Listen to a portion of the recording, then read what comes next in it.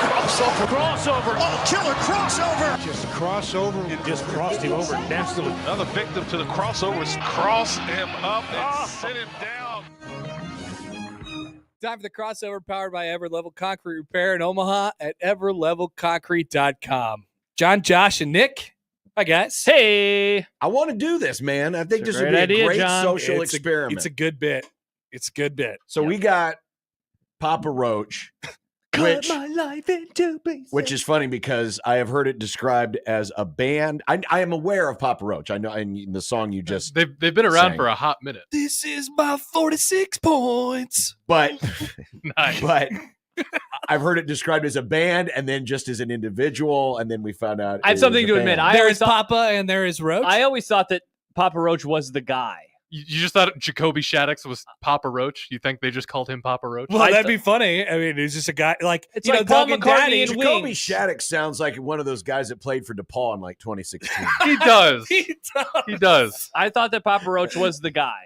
I always Okay. did. Yeah. But Anyway. I learned it's the band. It is the band. So today they're Papa. downstairs doing a show for, is it just the keg? Or is it It's keg and sweet. It's the lounge. The Things. lounge, yeah.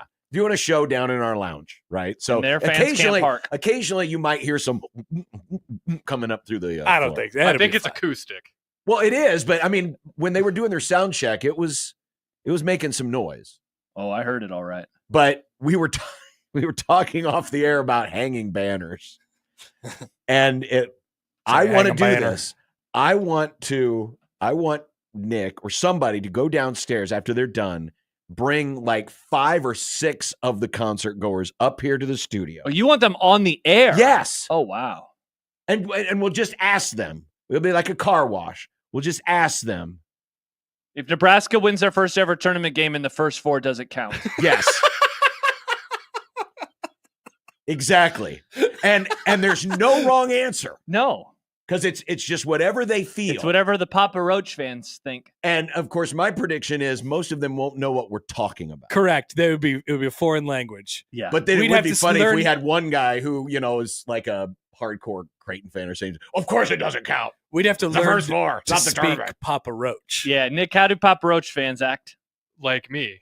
I'm a Papa Roach fan. I love Papa Roach. Oh. Okay. The first and only show I've ever crowd surfed at was Papa Roach at West Fair in 2017. You should go down and hang out with him and then ask him if Nebraska won the game in the NCAA tournament in the first 4 would it count. Yeah, I'm see, Nick, producing a you radio show. you are of them. Let's get Otson to produce our show, and you speak Papa. Why don't we want to bring him up here so we can? I guess so. Yeah. I've asked one of our coworkers to help us with this. Yeah. To pick some listeners and bring them up here. Otson says I put in a formal request. Oh, me too. I love. This is great. A great idea from What Stibbs. about- can we Excuse me, Mr. Roach. How do you feel about Nebraska canceling the tennis? Can we get Papa? Hold on. We're gonna have to ask a bunch of questions. multiple now. questions. Yeah. Can we get Papa? Would Papa come up? Jacoby. Yeah. Would Let's he get come? Mr. Papa. And then I could ask him, "Hey, do you remember? Hello. Remember when you played for DePaul? Hello, Mr. Roach. How are you? Hello, Hmm. Papa. Did it suck having to drive all the way across town to Allstate Arena? Yeah. Man. All right. So first, So yeah, we got one question is if Nebraska wins in the first 4, does it count as an Yeah. NCAA tournament win? Yep. Question number 2, what do you think about them canceling the Tennessee series? Obviously, the important topics. Question number 3. Is NIL ruining college sports? Good one. Good one. So, my question for you guys is: are you just expecting these people to not know about sports or anything that's happening in Nebraska We're, at all? Partially, we're curious. Because these But are we're people curious. who live in the state of Nebraska. You lived here. Have you and ever seen the Tiny had- Mike bits? Yeah. Do you know about Tiny Mike's? Yes, I know about Tiny Mike's, but Nick, I feel you don't like have to get defensive about Papa Roach fans. I'm not getting defensive about fans, but I He's think getting you defensive. guys, I think you guys are coming in with preconceived notions about people. Yep. I think you're being the judge. Of course we are. We're not judging. I'm absolutely judging. I'm not I'm judging. genuinely curious. Yeah, I just want to know what they know. Hmm. Yeah. I I feel have like if they asked me about what's my favorite Papa Roach album, I got no takes. Yeah. I feel like there's a difference between having takes about Papa Roach, something that you don't know a lot about, and then Nebraska sports within the state of Nebraska. I don't care. Okay, so Yeah, that next too. question. Next question. All right. So if Nebraska wins in the first 4 in the NCAA tournament, does it count as their first tournament win? Yes, good one. What are your thoughts on Nebraska canceling the Tennessee series? Good one. Yep. And what else? It was the NIL. Is NIL ruining is college NIL sports? ruining college Is sports? NIL ruining college sports. Stips points out a what mere about- month ago, Nick thought they were called three throws. Yeah. And you're a Papa Roach fan. All right. Do you these will be think? great questions. Hold on. Is it called three throws? Or you could do. Would you foul? Would you foul up 3? Oh, foul up 3? Would you foul up 3 with 10? Like That's 8 a great seconds question. Well, left? but okay, Michigan did it with like Yeah, they screwed it 16 up. seconds They left. way screwed it up. That was awesome. And God bless you, Nick. But He should have went harder. He should have gone harder. He was like, man, I don't know. That's kind of 'Cause he unusual to said- happen that early. Nick said right before that. Yes. He goes. You got to wait till about under 5. Yes. They found it like And it 14. was like, yeah, 14 seconds or whatever it was. Amazing. I mean, That was so funny. And then both Kevin and Nick just go silent for like. they probably looked at each other and were yeah. like, All right, so that's a good one. How about- or should we Stibbs has a good one. Do you think they should sell beer at Memorial Stadium? Oh, that's a classic. But Yeah. Stibbs says, ask them if they should ban the tush push. They should be at the should tush. the tush push These are all hot button be issues. banned? Yeah. The Packers want it banned, apparently. Uh-huh. Dwayne says also Papa Roach sucks ass. No. No. no, We don't believe that. No, that's not right. Who That's killed not right at JFK? all. A drunk motorcycle cop killed Hungover, JFK. Secret Service. It's got to be agent. hot button sports issues. Okay. What are the other hot? But should the NBA change the All-Star game format? These are the important questions. Is the world catching up to the United States and international basketball? That's a great question. Something like that. That's a great question. What the hell? We could save that question. We could save that question for him. That's a great idea. Ask that to the Papa Roachers, to the Papas. Odson says, start with something to make them think it's not a bit. Like, what do you think of Taylor Swift at NFL games? It's a nice, That's it's a great on-ramp. That's a good one. What do you think about Taylor Swift What at NFL games? do you think about? Do you think Taylor Swift and Travis Kelce are really in love? Now, that's a good one. Stibbs has another one, John, that you're going to adore. Is moving the ball to half court after a timeout in the NBA cheating. What do you think about advancing the ball? What do you think about the advance the ball rule in the NBA? Talk about the differences and the advantages of the quarter system and the half system. Yes. Oh, yeah. Are you a quarters or half person in college How basketball? should we address the Taylor Swift question?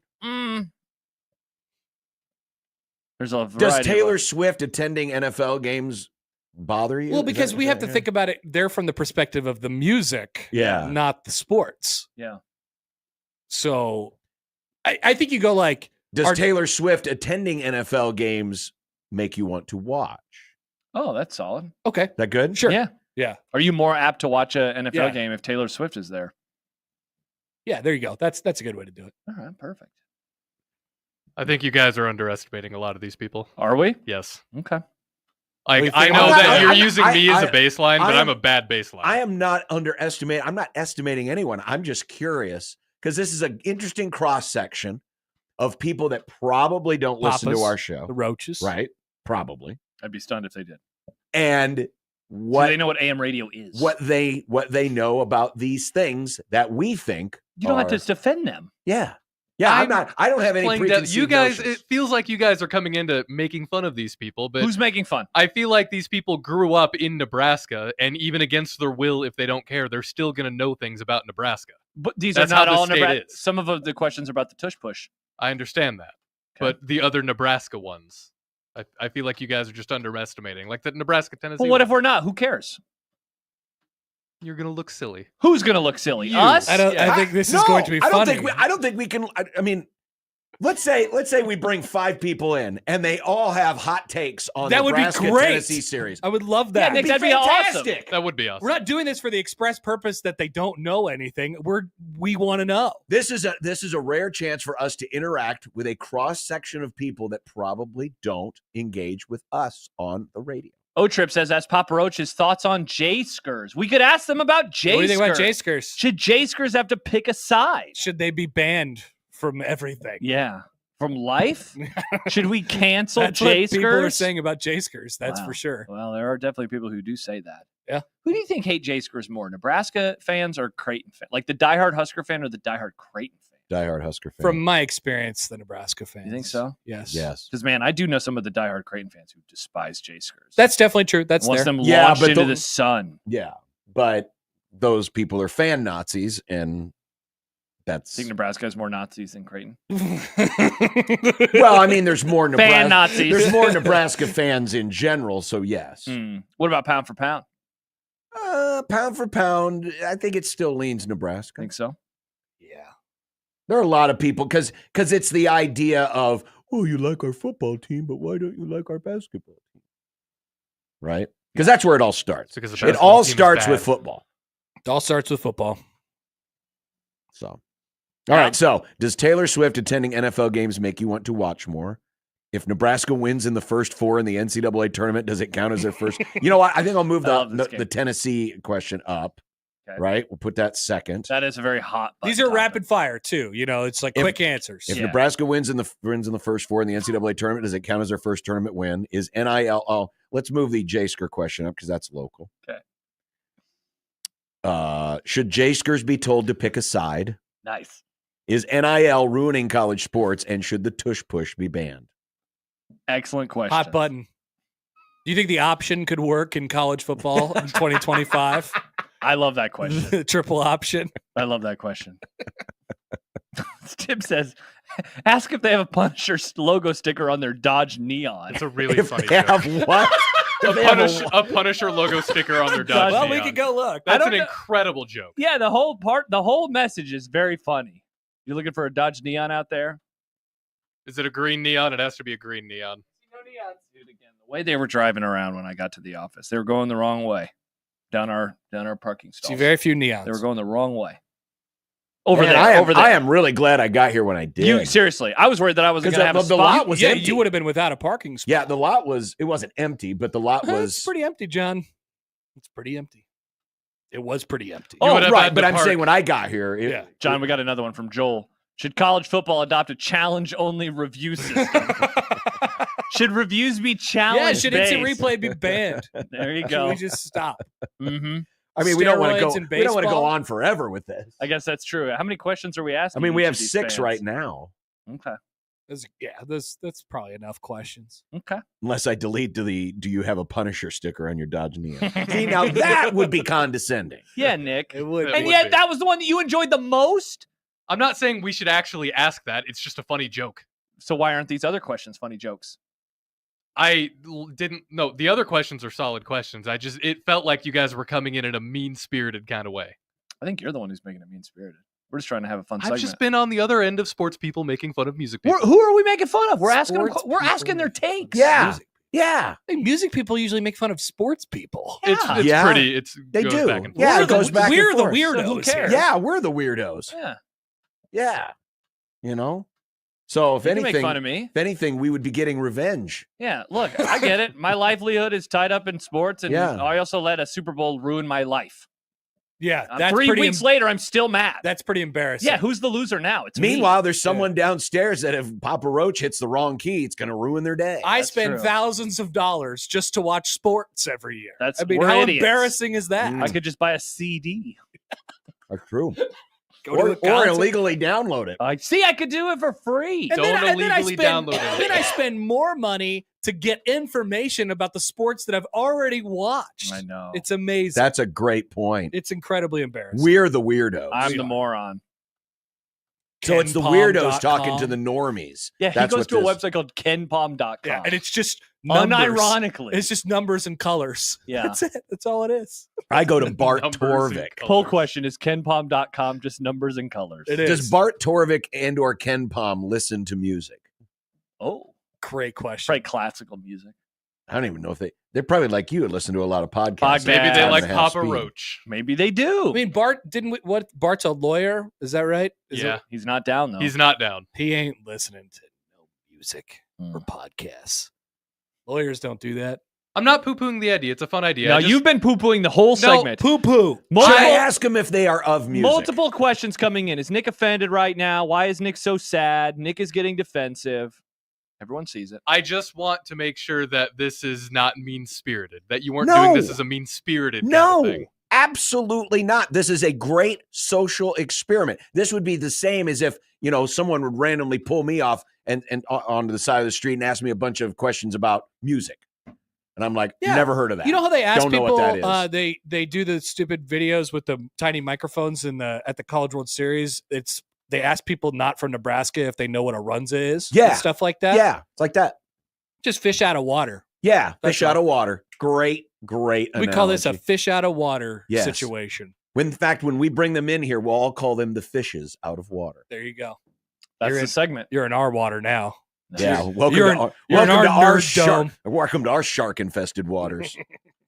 That's sharks as in San Jose Sharks. Nice. Dun-dun, dun-dun. That's a hockey. That's right. We know about sports. Mm-hmm. Good hockey, John. Good hockey Thank you. joke. Thank you. Looking forward to this. So when's the? I'm assuming they play for what, an hour and a half? I'm not sure what the details are, but the person I reached out to said that they will try their best. So That feels like it's pending right now. Yeah. I mean, I'd really like a nice cross section just to find out I mean, if anything, this might tell us if Josh and I have been overreacting the last few days on this whole Tennessee we thing. do games sometimes where we bring on sports fans and they can't get basic answers right on the need to get to 6 games. So maybe the Papa Roach fans will actually be more knowledgeable. Sometimes the radio hosts don't know how to play blackjack. Yeah, can you imagine? Yeah, I can't imagine. But they do know how to play craps. They know how to play craps. That's Waiting for our other game later this week. Oh, God. Well, roulette? The thing about the craps, though, is they didn't have to do anything. We did all the work. That's true. A listener said he has a roulette I wheel. did all the work. No, we don't know if he's... That'd be awesome if we had a roulette wheel in here. We don't know if we have confirmation on if he's going to loan it to us for the day. Nick, don't pick up the money before they pick up the thing. I know that now. All right. I was just trying to help. I'm just afraid that you're going to drop the marble in there and it's going to spin out and it's going to hit Josh in the eye and then he's going to have to go have surgery. Happens from time to time. You don't want to get marble eye. Yeah, you don't want to get marble eye. Definitely not. That's not good. Oh, Odson, strip poker on the radio. Strip poker? Nice. Now, back in a previous iteration of this show, I'm sure Michael would have done a game called strip poker on the radio. That's true. And you wouldn't know if he was actually stripping or not because nobody would. We didn't have cameras, John. You remember those days? Well, we did. There was one time where we did have the camera, and wasn't there a certain guest that enjoyed a view of a certain former producer on that camera? Oh, no. Yeah. Oh, yeah. Yeah. Oh, yeah. Oh, no. Yeah. And might have left voicemails. Might have left voicemails on this producer's telephone. Yep. Multiple, I think. Yikes. Yeah. Multiple guests. I don't know about multiple voicemails. Well, there's two dudes that I know. There's a basketball person and there a was football two. person. Are there you thinking were of the two. football person? I was thinking of the basketball person. All right. Wow. Yeah. I don't know what you guys are talking about, but that's okay. Mm-hmm. Well, we used to have the zone camera in here, back in the They called it the Lacey cam. Yeah, it was right the there, Lacey right? cam. There was one right there, and I think there was one over there too. Yeah. Seems like that's what those are for. And Our new camera just got a hole in the roof. that's true. This one got actually drilled into it. Yeah, this one like just an got a actual hole mount. punched That was the Kevin and Michael era. The show was better. It was way better. Yeah. Who installed this? Prudon. It was Prudon. Prudon just I always punched like a hole in the roof. I always like it because it looks like an octopus is holding on to that thing. It does. It looks like the robot from the Tom Cruise War of the Worlds movie. Will this turn around? What's it? Where do you? Can you see it on my camera? Yeah. You can kind of see it. Yeah. Nice. There, just by the by the little ceiling panels. By the legs. Maybe the it's legs are alive. Maybe it is. Did you poke the octopus, see if it's alive? Maybe it is. Scary. There you go. That's how we do construction around here, folks. Mm-hmm. That's how we do it. By the way, can we bring back the wall of random? Because clearly nothing is happening with that wall. Nick, you're the director of video. You I've had been- so many ideas. I know. What was happening with this wall? They were supposed to paint it and It was going to be green, right? put a cool background I on don't know it. about were we green. going to do green screen or I something? thought that gonna- was the idea. I've there heard was- a lot of ideas. There were a lot of ideas, and And none of them happened. Yeah. But we can't put anything up because then I will hear about that. Okay. Let's just week by week we put one little It's thing just up so there. out of balance now It's because, like the reverse of Major I League. know. because we got the zone sign in the middle. Yep. We got the Memorial Stadium picture on this side, and the old Memorial Stadium picture was on the other side. Well, we can get rid of that Memorial Stadium picture. So Well, then it'll It's look not really there. blank. Yeah, Just would- one little thing up there every I couple feel of like weeks. maybe we need like Charles Schwab or CHI or Oh. something over on the other side of the wall. great idea. What I was told is they don't want anything back there because they don't want it to distract people. They don't want it to distract from you guys while you're talking. I mean, how many people can actually tell that that's Memorial Stadium behind my head? I'm the Unless I messenger. move my head and then they go, oh, that All looks right, like it Nick might Ball be a random's football coming stadium. back, ladies and gentlemen. Hell yeah. Let's start I've taping missed stuff. it. I've missed it. Every time I watch an old video on ZoneTV.live, I'm Yeah. always like, whoa, look at how different it was. Josh's wedding picture. My Mhm. wedding picture was back there. Mhm. Oh, Stibbs says, how about a Stibbs memorial? What would be in a Stibbs memorial? BC's just on the wall. Just Whoa. What? Nick, that is picking on somebody. yeah. And You don't like that as of 10 minutes ago. If we brought in a bunch of MAGA supporters and asked them questions that made fun of them, Nick would be all for it. oh, I would do that so much. But not Papa Roach but not fans? this. Roach fans are God supporters. Some of them. It's unreal. Harambe is the answer. Something Harambe based. Well, yeah, I'm just thinking of the different things we would put there. Obviously, there'd be something Broncos. Maybe Peyton Manning's thrown out shoulder. Russell Or his Wilson. neck Noodle nerve. arm. Yeah. Something, Russell Wilson, Sean Payton.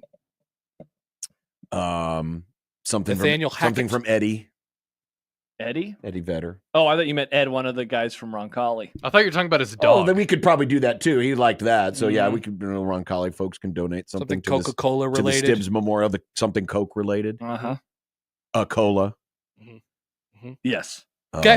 Stibbs Memorial coming soon. Maybe someone would be nice enough. Maybe the mortician would be nice enough to cut off a lock of his luscious hair. Oh, he does have great hair. Or Dwayne, maybe just cut the whole thing off the scalp and then we can just put it on a Great dummy's head. idea. We could get a mannequin of A Stibbs. mannequin head. Just sitting behind us. And get his real hair and place it on top of the mannequin.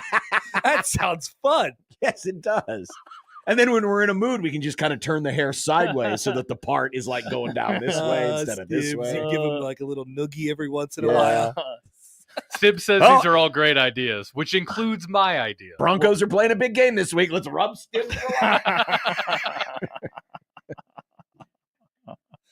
You know what? We forgot we did shave his head that one time when he lost that bet. Yeah. What was that? That Oh, was yeah. a golf bet, It was right? he said I will never shoot a 10 on a hole golfing, and then like the next week he did it. Great times. You guys Jed had your was the one that chance, did is that, what you're wasn't saying and with we the did. hair. Yeah, why didn't we collect his hair? Excellent question, John. Never thought about that. Could've kept it in the baggie. Unless Jed, who did the cutting, collected his hair and then Still has it. still has it. Like his fingernails. Why didn't Full we question: collect does I bet- Jed have Stibbs' hair? He probably did and probably glued it onto his blow up doll. Stib says, what happens when I fill in? Well, great question. You can just talk to yourself. I Talk to your guess. memorial. It's like Yeah. your own hair? Mm. This is weird, probably. Very weird. Uh-huh. Very, very weird. Nobody's doing that to me. I have no hair. And nobody would memorialize me, which is great. You do Really? not have any hair. People would You don't think- memorialize the Golden Boy. You don't think your family and friends would want to memorialize you? I don't know. People on the scrolls would. Burn in hell, Happer.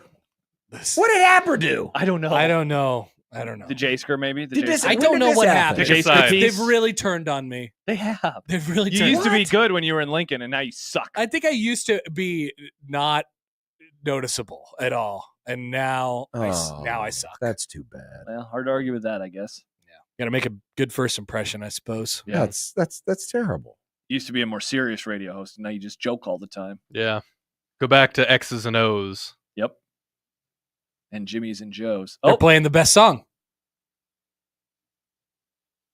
yep. That's the one I that they don't were, recognize the song. Sounded like Scars. Yeah. Yeah. Which Scars which is ones good. is that? Which one is that? Sing it for us, Tear my heart open. Sows itself shut. My weakness is myself shut. Okay. I care too I much. need a melody. And I care too much. Never heard it. Scars. It's probably you probably would have heard it in like 2004 or Yeah, that 5. sounds about right. Maybe you guys just can't carry a tune. I don't know. Oh, I No, don't know, actually, man. Happer and Josh kind of nailed it. That was Fast Did they? is real. good. That was really good. Yeah, you better watch it, John. It's a good acoustic song. I guess I just never. I don't recognize it. I'm sure I've heard it. Sure, I've heard it. Ah, I just 2004, you nailed it. Look at Nice. that. That's 21 years ago, Mr. Happer. Papa. Mr. Papa. Ask me all those questions. So how did we get this dude here? Is he doing another show here in town? They have a show, but not for a while. I think But him and Spicoli. yeah, are him and just Spicoli boys. know each other. They're boys. Oh, is he talking to him in the hallway? Yeah. I Was know that why Mr. he's here Papa? because it's going to be DePaul Alumni Day tomorrow at CHI. That's right. What's his name again? Mitch what?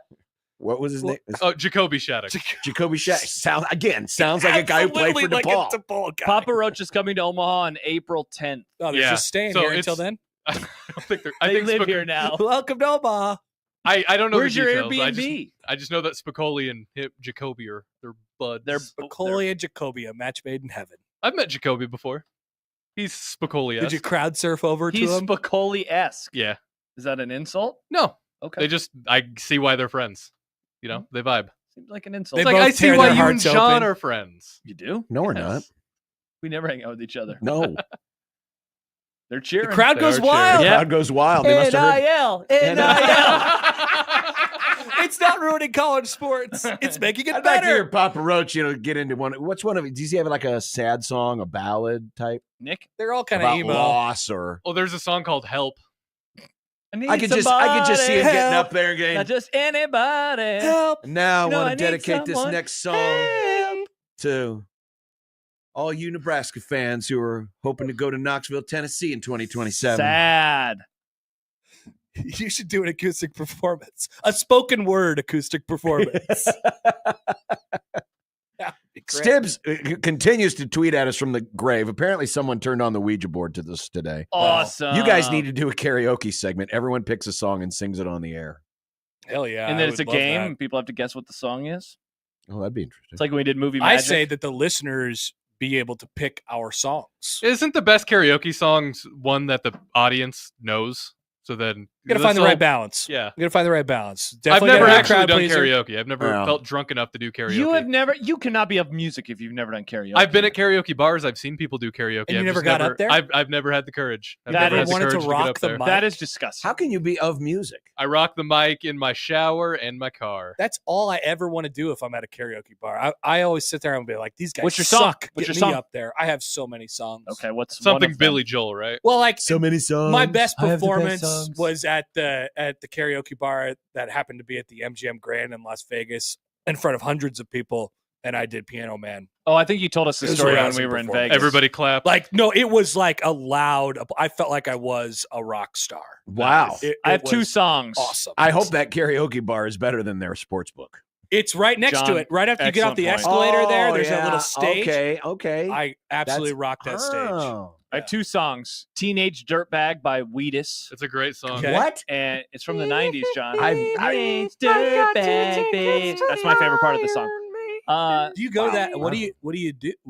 How do you knock that out? I'm just a teenage. I can do it. I don't know. That's All right, good. get some That's beer in good. me. That's my number one. And then I also like Tiny Dancer by Elton John. Good That's one. a Good fun one. one because it's like 6 minutes. It gets everyone on the tour bus happy again.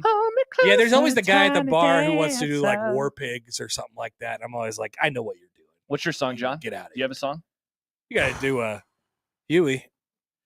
Me and a former It's my favorite Huey colleague Lewis of song. ours, we did Stand By Your Man and did the whole thing from the Blues Brothers. Oh, okay. Nice. All right. Nice. Very nice. Something with an Stand act. by your man. Mm. Look at that. Nick, I cannot believe that you have never done this. Yeah, I've just never done it. I've been close a couple times. Get Nick but I to never pulled the karaoke trigger. 2025. Make Nick karaoke. The piano again. bar thing is a lot more fun because then everyone gets involved. Mhm. You ever done the piano bar thing? No, I've seen them, but I've never sung Yeah. one there. We did So that. much We fun. did that in Fort Worth for the NCAA tournament. Oh, yeah. Most of our travel party was there. The coaches' wives and everyone. We were having a great time. I used to Tough. live right across the street from the Moe and Curly's off of Maple. So I used to just walk over there sometimes and Isn't that watch where people one of do our karaoke. coworkers works? I think they own it or Okay. something. Yeah, I went and did karaoke there one time. Never done karaoke there. We should do this, Nick, and we should film it, and I could be on 1620 Nick the vlog. does karaoke for the first time ever. Yep. 1620 the vlog. And he Ba, ba, picks. ba. What song would See, you pick? I don't know because I've thought about this, but I can't think of what it is right now. I had some good ones that weren't like too niche or too crazy. I had some solid ones. I just can't think of what they are right now. Be curious. See Yeah. which direction you went. Wait a second. I missed this. Happer, you had the pasta pass? Yeah, I had the pasta pass. So I didn't say it yesterday. What? because Wait a minute. It was, What? It was too late.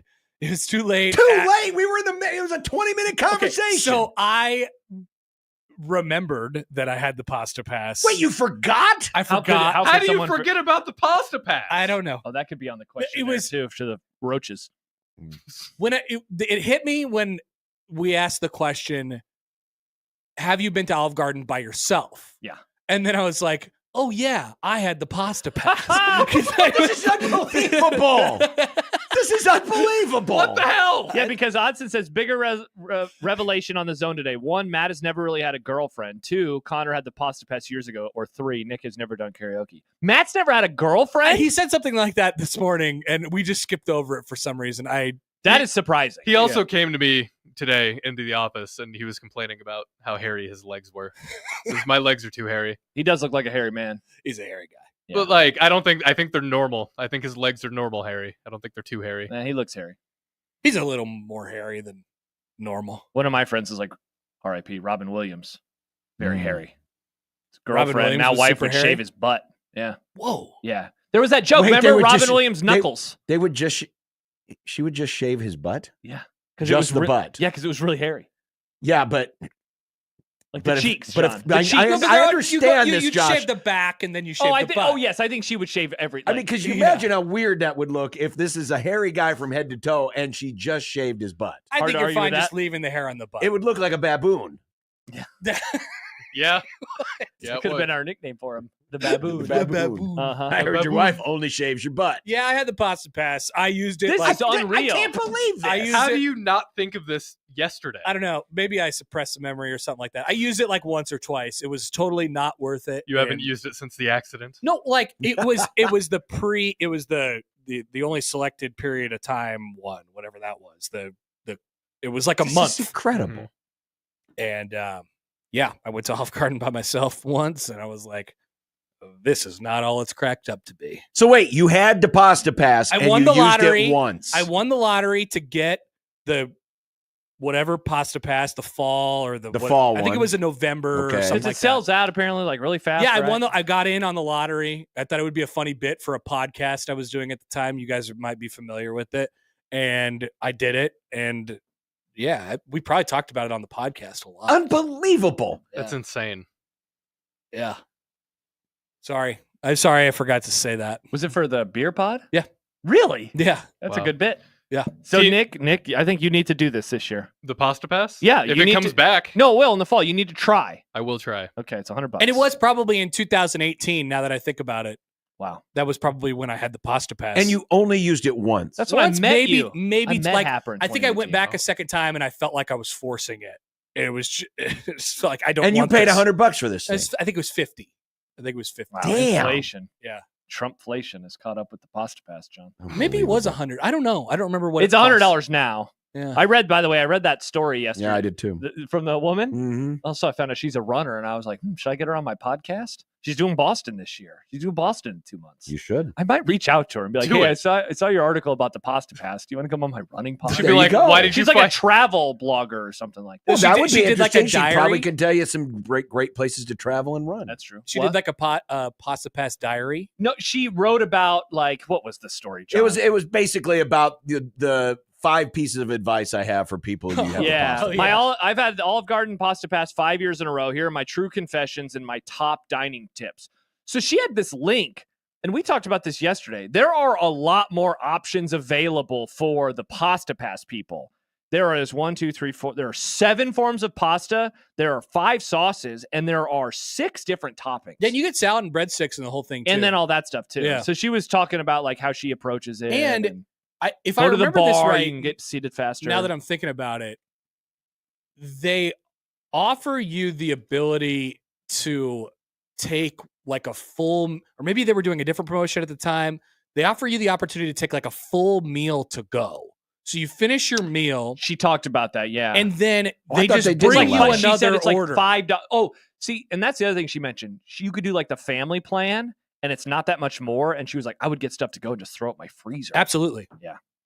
And I think, John, there was something in there about being able to get side like meals for $5 or something like that to go. And so she would do that as well. Yeah. That's what happens when you're in the family. When you're here, your family. When you're here, your family. Well, apparently you forgot your family. You're like that Aaron Rodgers of people That's who have probably pasta why passes. the Skrulls hate me now. Because I forgot about my family. It's unbelievable. Forgot about my We roots. spent 20 minutes on this, and you're just telling us now. Yeah. I definitely realized it during the segment, and then I felt like It was too far. it would have been too big of a bombshell to drop in the middle. So we did the next day. in the middle of it. That would have been the perfect bombshell to drop in the middle, actually. Probably. It was. I regret not saying anything yesterday during the Pasta Pass episode. Unbelievable. I'm stunned. I'm stunned. Venmo Chris says, I threw up on stage while doing a Taking Back Sunday song for karaoke once. Ooh. I don't remember any of that night, but that's the legend. That's got to be hard. Taking Back Sunday's got to be difficult. I bet. I wonder if it was like sink into me. You could do It's Make probably Damn Make Damn Sure, Sure. Nick. That could be your song. I do like Make Damn Sure. Yeah, I like you that could a do that lot. song. I could also do Someday by The Strokes. I forgot I was wearing a Stroke shirt that I saw myself. And Oh, I'm yeah, like, I that's know your Stroke SNL songs. band. What if you did It's- Seven Nation boy. Oh, Army? I forgot about that. I could do Seven Nation Army. You're a sports boy now. That's a. I could get the crowd bopping with that one. If you did All the Lights by Kanye. Oh. What if I did that song about Paris? Yes. Which one? Paris. It's just called Paris. Yeah. Is that what they're calling it now? That's what I call it. Interesting. Mm-hmm. Fascinating. Wow. Well, all right. So Don't. Oh. Oh, go. I You said was just. Are we said- saying something? Are we saying something? Are we saying something? Well, I think you got to save your best of segment for when you interview the Roachers. Fair. The road. yeah, I just almost saying- feel like if this is a Happy New Year, then we almost have to back it up with whatever the That's true. the fish out of So water. Don't you want to hear people. defensive Nick again in December defending Kind Papa of. Roach fans? So wait, so you could say that this is like tentatively Tentative. Nick, what is the thing? based upon the Cautiously results subscribe. of the, Cautiously subscribe. Yeah. Cautiously subscribing to Happy New Year based upon the results of the Roachers. Right? if we get them. If we Yeah. get them, Mhm. and if they give us really dumb answers like we're all expecting them to. I'm sorry. I mean, Great answers. Amazing answers. Chris in South Carolina says, y'all are crazy. Olive Garden is about as good as hot lunch lasagna in the 80s and 90s. Oh man, I love school lunch. School hot lunch lasagna wasn't bad. was pretty good. I Yeah. don't remember it. I like school lasagna. I'm- Take we're that, not- Chris. I'm not saying that Italian Applebee's is great dining, but it's good. It's fine. It works for me. When you're It there, does your the family. job. You want pasta? Go get some pasta. I love I believe, isn't their slogan, eat the garden in the neighborhood? Oh, I Exactly. think that's exactly what they say. That's what they say. Oh, wait a minute. That's Applebee's. Italian Applebee's. Nice. All right. So we've got a tentative Happy New Year, depending on the results of our Papa Roach fish out of water segment. By the way, it's just rocks over there now. I mean, it is almost Not done. happening. Did I win? It's all you're Is it going over? to. It's going to be gone tomorrow. It's going to be gone before Friday. It's going to be gone tomorrow. Winner, winner, chicken dinner. John only picked or that day the because I picked ever-ending the first. pasta bowl. Triggered. It was you who picked it first. Yes, and then John was like, "I'll just do a day earlier." I did. Yeah. My price is right at him. I was a month off yet again. Dude, this is nuts. And now I'm going to walk out with the armoire and get to spin the big wheel. Take that. I was off by a week because next Wednesday is when I thought. That's when you thought? Well, maybe we'll get a freak snowstorm between now and. Oh, you can bank Tomorrow. on it. Wow. You can bank 5 on- points bank. You could I'm bank putting this on the list. on John Bishop and Connor Happer doing a baseball game with flurries in the air. It's maybe not Ooh. John because John will be. I was going to say, that sounds like you Yeah. and Glenn. See, you know what we're really missing? This used to happen all the time. State tournament snowstorms. You're yes We used to get those a lot. to create disaster in downtown Lincoln. Yes. Oh no, disaster. Yes. What a bad idea. Yes. So, Happer, is your prediction you can bank on another snowstorm? What's a snowstorm? I don't know, a few inches, at least 3, right? It will snow again. Okay. I'm just going to write, it will snow again. Accumulating snow again. It will Okay. snow again. All right. And remember, 3 inches is a lot. It's plenty. Especially now that we have had the week of 60-degree weather, Yeah. a 3-inch snowstorm is upsetting. Now that will be Very upsetting. that will be gone within probably 24 Minutes. hours. Yeah. But yes. Yeah. It will snow again. The snow will be had. Oh, will we have snow in the afternoon again? That's my question, because like now we're getting dangerously close into the it will snow, but it's like overnight, early morning when the sun hasn't really risen or it hasn't gotten to the warmest part yet. I'll say Will we yes. have an afternoon A snowstorm? real snowstorm Okay. that you can see with your own eyes. Doesn't look like anything to me. All right. All right, well, there's your crossover, kids. All right. Stay tuned for If We Get the Papa Roach Fish Out of Water segment. Nice. Brought to you by the Rooferees at John Higgins Weather Guard. No, that's our Grum Down. It's Everlevel Concrete Repair. Yep. At everlevelconcrete.com. Nice. On 1620 The Zone.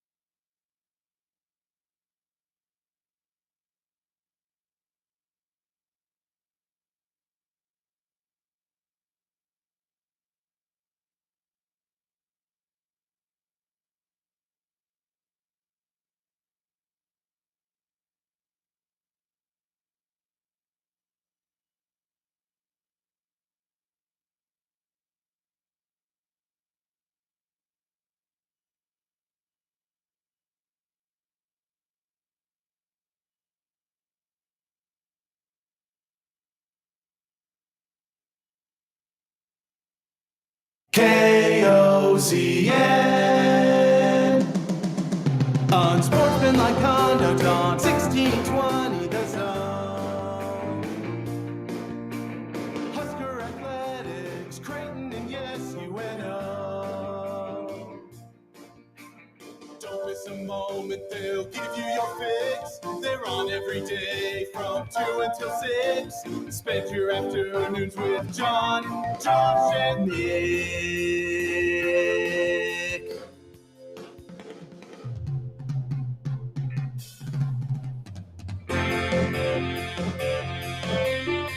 John, Josh, and Nick.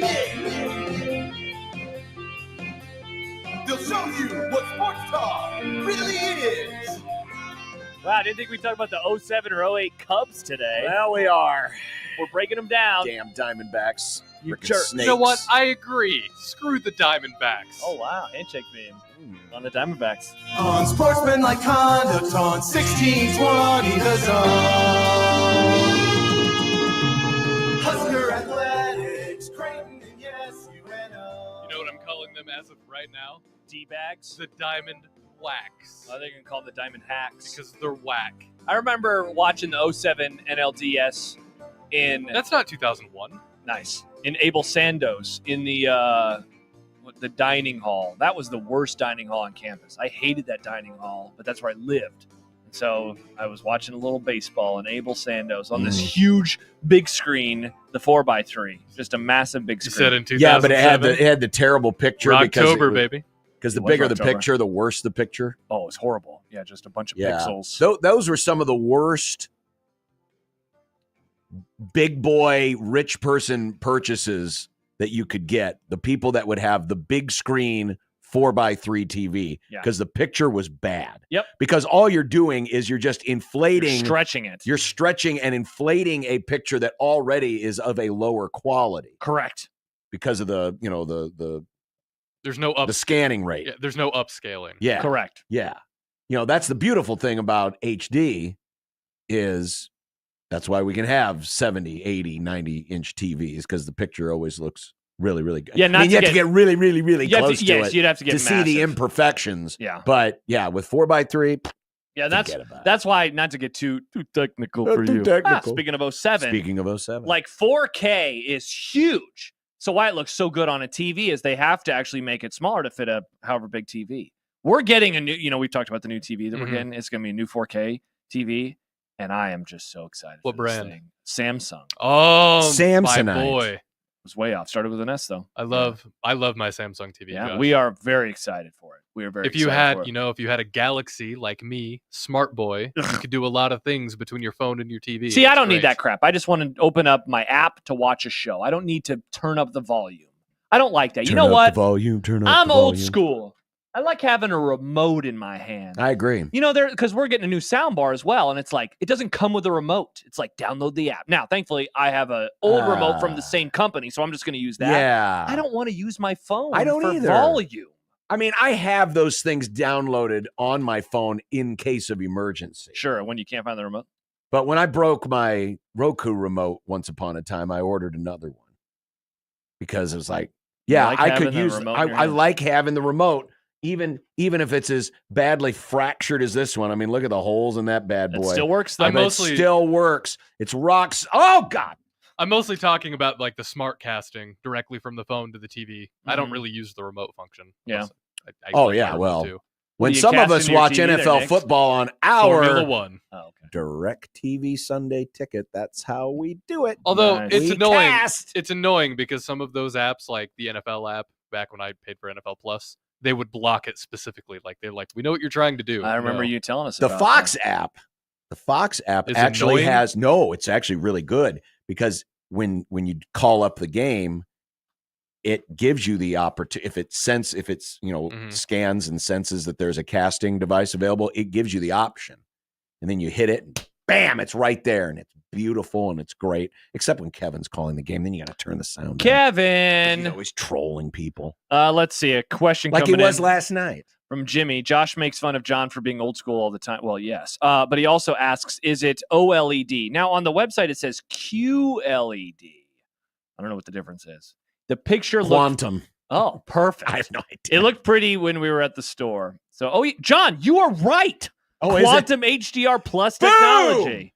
OLEDs are better for contrast and viewing angles, while QLED are better for brightness and color. Okay, cool. That sounds good to me. Well, why can't we get QOLED and have them be good at both? Why not both? Yeah, smash those letters together. Sometimes you can be a good running team and a good passing team. Why does it have to be one or the other? Yeah, John wants the QOLED. Speaking of being old, I got a football take for you. Maybe this could be in hot take market, though I have other takes. I was Super thinking hot about take. running the ball this morning. Oh, Very no. on brand. It's great. No, you know what? I was thinking, I think the reason I liked passing the ball so much was because it went against the grain. And now I think I like teams that run the ball because that also goes That against the grain. Sounds a little contrarian. It does. And you know what, Nick? I'm not going to be offended by that word. We Mm. should be able to take back the word contrarian and make it ours again. Anyway, I think running the ball is tight because it's different than what other teams are doing. I think it's bad because I like seeing it just get flung. Yeah, but then your guy's brain gets scrambled. 1990s me is happy again. Look at Sammy Sammy. Sosa is back. Look, they're talking to him now. That's awesome. He's back in the family. They're pretending like it never happened. Kelsey writes, my Samsung remote controls my Apple TV. It's wonderful. I also prefer remotes. That's sweet. We have an Apple TV, so this is My great. Samsung remote also controls my Xbox. Wow, look at Yeah. you, Nick. It's great. Yeah, I can't wait. Is it hard to play games on it? No, it won't Press let box. you actually play the game, but if you want to Damn go to 5 like, button. if you want to use the Xbox as like a media center, you can just use the remote. see. It's awesome. I see. We're moving in Saturday. I can't wait to see that TV. Sadly, we're not getting our couch, though, for a couple more weeks. They don't have it in the proper layout that Well, we need. you still have a grill. Nick, you freak. What? Sit on the grill. Like we could sit on the grill, even though it'll be outside, not inside in the basement. You can put it inside until the couch shows up. I don't know what the problem is. Yeah, No, it you should is. never have a grill inside. I mean, don't. Should never have a grill inside. And while we're on that subject, it's time for dad talk. Oh, Oh, what a Birds in the mommy. video. and daddy. This is where Papa talk. this is where I give my fatherly advice. Oh, I notice these things a lot more now. There are a lot of cars that are broken down on the side of the interstate. Yes, It is happening a lot. Yeah. Like more than ever. people can't drive. And well, it's not so much they can't drive, but most of the time that they're broken down on the side of the road, it's because of their tires. so get your tires. You got to stretched. check your tires you do. and make sure, because so we just came expensive, out. John. We They're so just came out of expensive. this cold weather. I gotta fill Air mine up pressure goes down there. Yeah, I gotta fill mine up. when it gets really, really cold, and a lot of people don't check their, and thus bad tires. on the Okay, side I'm gonna of the fill road. mine up on the way home tonight. This is a great reminder. Most that I new need to cars this. do have it now, where you just dial it up and it shows you the tire pressures. Yeah, my car's not new. It's not- Mine does not do that either. If you don't have that, even if you do, you should always have a tire pressure gauge. oh, here's Make sure another you have thing. a tire pressure gauge. I Everybody do have one of those. always have a tire pressure gauge in your car, along with pliers and screwdrivers. Sure. Also, an air pump, a portable air pump. You don't have to get like this crazy big one. You can get like a handheld one. I've got one. I don't have any of those. It's great. things. It's Get an about air the pump. size of this remote. Yeah, mine too. Oh wow, man, we love remotes and we love air pumps. And It's good for emergencies. pro tip: don't get the one that you plug into the cigarette lighter, because those don't work as good as the ones that you can just plop a Ryobi battery in. okay. There you go. There is my dad talk today. Okay. So get your tire pressures checked and have your pet spayed or neutered. Yes. And if you absolutely have to have sex with that girl, please get protection. Always wear protection. Yes. Unless you're married and don't want to wear protection. Well, yeah, but what if you don't want to what if you don't want another child or a child? I mean, I got another recommendation for you. Oh, really? Yeah, you go to a place, Yeah. snip, snip. Oh, do they cut it off? No, I don't think so. Well, I don't think you get theoned. I was going to say theoed, but that's the Theoed. listener. No, Theon. Theo Greyjoy, he kept his bits. Yeah, Theon lost his R.I.P. bits. to Theon. It's time for the Grum Down. No better way to transition into the Grum Down. Damn straight. Brought to you by the Rooferees at John Higgins Weather Guard. Oh, look at all those. Huskers lose bricklaying contest. That game was terrible. What was the total in that game? Do we know? mean, obviously the under I hit. believe it was in the 140s Wow. because Michigan was averaging close up around 80 points a game, and Nebraska was in the low 70s. Dude, I that believe. game could have gone to overtime, and you still wouldn't have had to worry. 152 and a half. Oh, 150. It would have taken, what, 4 overtimes? maybe Maybe more than that. How many overtimes would it have Well, taken? okay, to so be it over? was they had what 95. 95 points. So they still needed 48. it would have at the pace they were going, it would have taken like Because sometimes overtimes, though, can turn into like weirdly high So scoring. another half. Well, but let's just say they were on the same points per minute pace. So if you figure, what was it, 97? 95. Or 95. So that is like 47 points a half. So it would have taken over 4 overtimes if they would have stayed on pace. Right, because 4 overtimes would equal my another gosh. half a basket. It would have taken 5 overtimes. Is this the most wrong points total of all time? No, there's Oh, no. there's definitely been some both ways, but this is definitely bad. Yeah. This is definitely bad. Are you concerned about the tourney hopes? I got some takes. Michael Brunts of Husker 24/7 will be along. Hell yeah, nice get, Nick. A slice of college baseball. Hell yeah. Oh, that's right. It's a college baseball segment today. Yes, it is. Cool. It The is. super hot take market. I got multiple takes. Steve Sipple of HuskerOnline.com. Is a point shaving scandal coming to basketball? Or, in the word of Twister, it's already here. How real are Big East ACC merger discussion? I got a lot of questions, so you being our Big East insider are going to help answer them for me.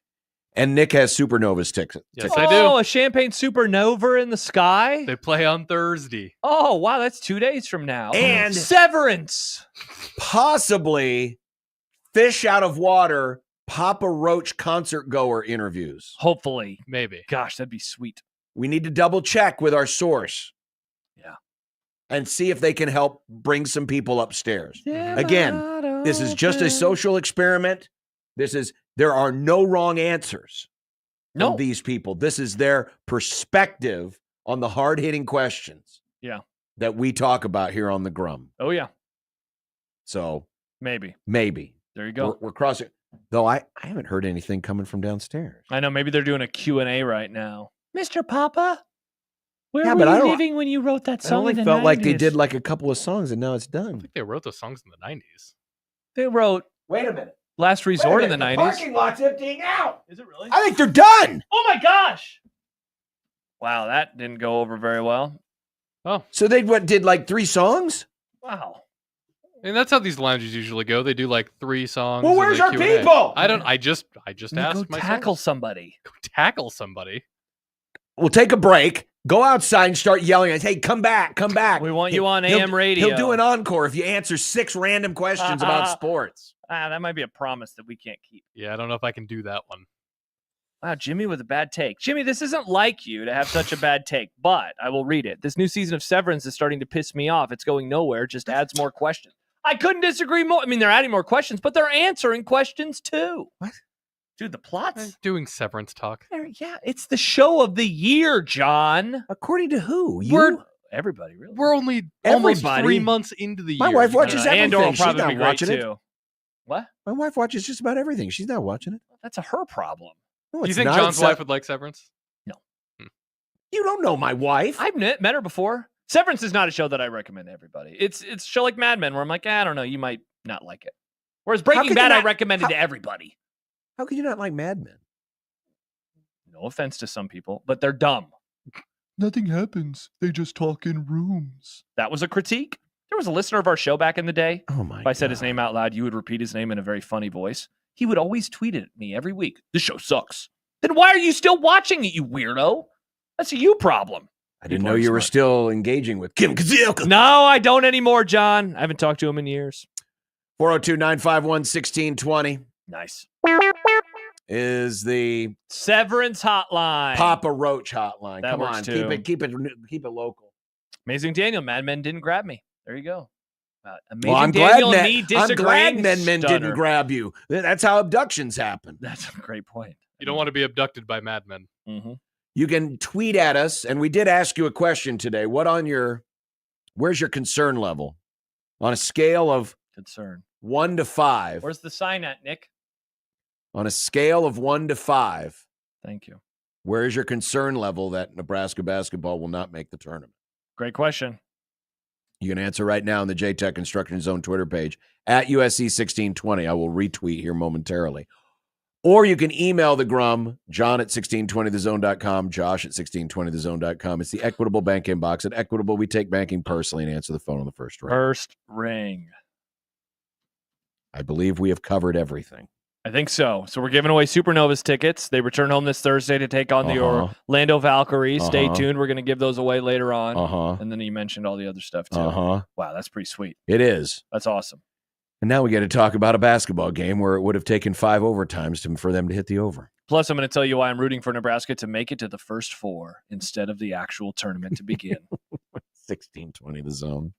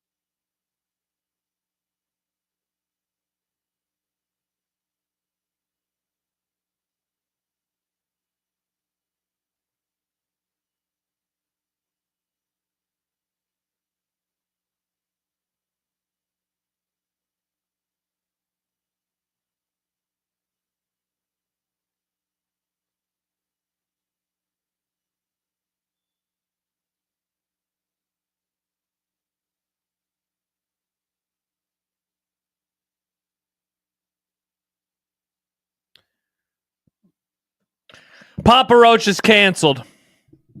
We're not doing it. We're not bringing in guests. Sorry. We're not asking about NIL or the Guess- Tennessee game. Guess They all just left so quickly. oh well. It was a good idea.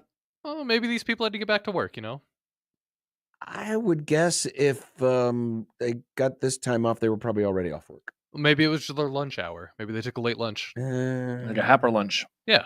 What if they took a happer lunch? I don't know. We'll see.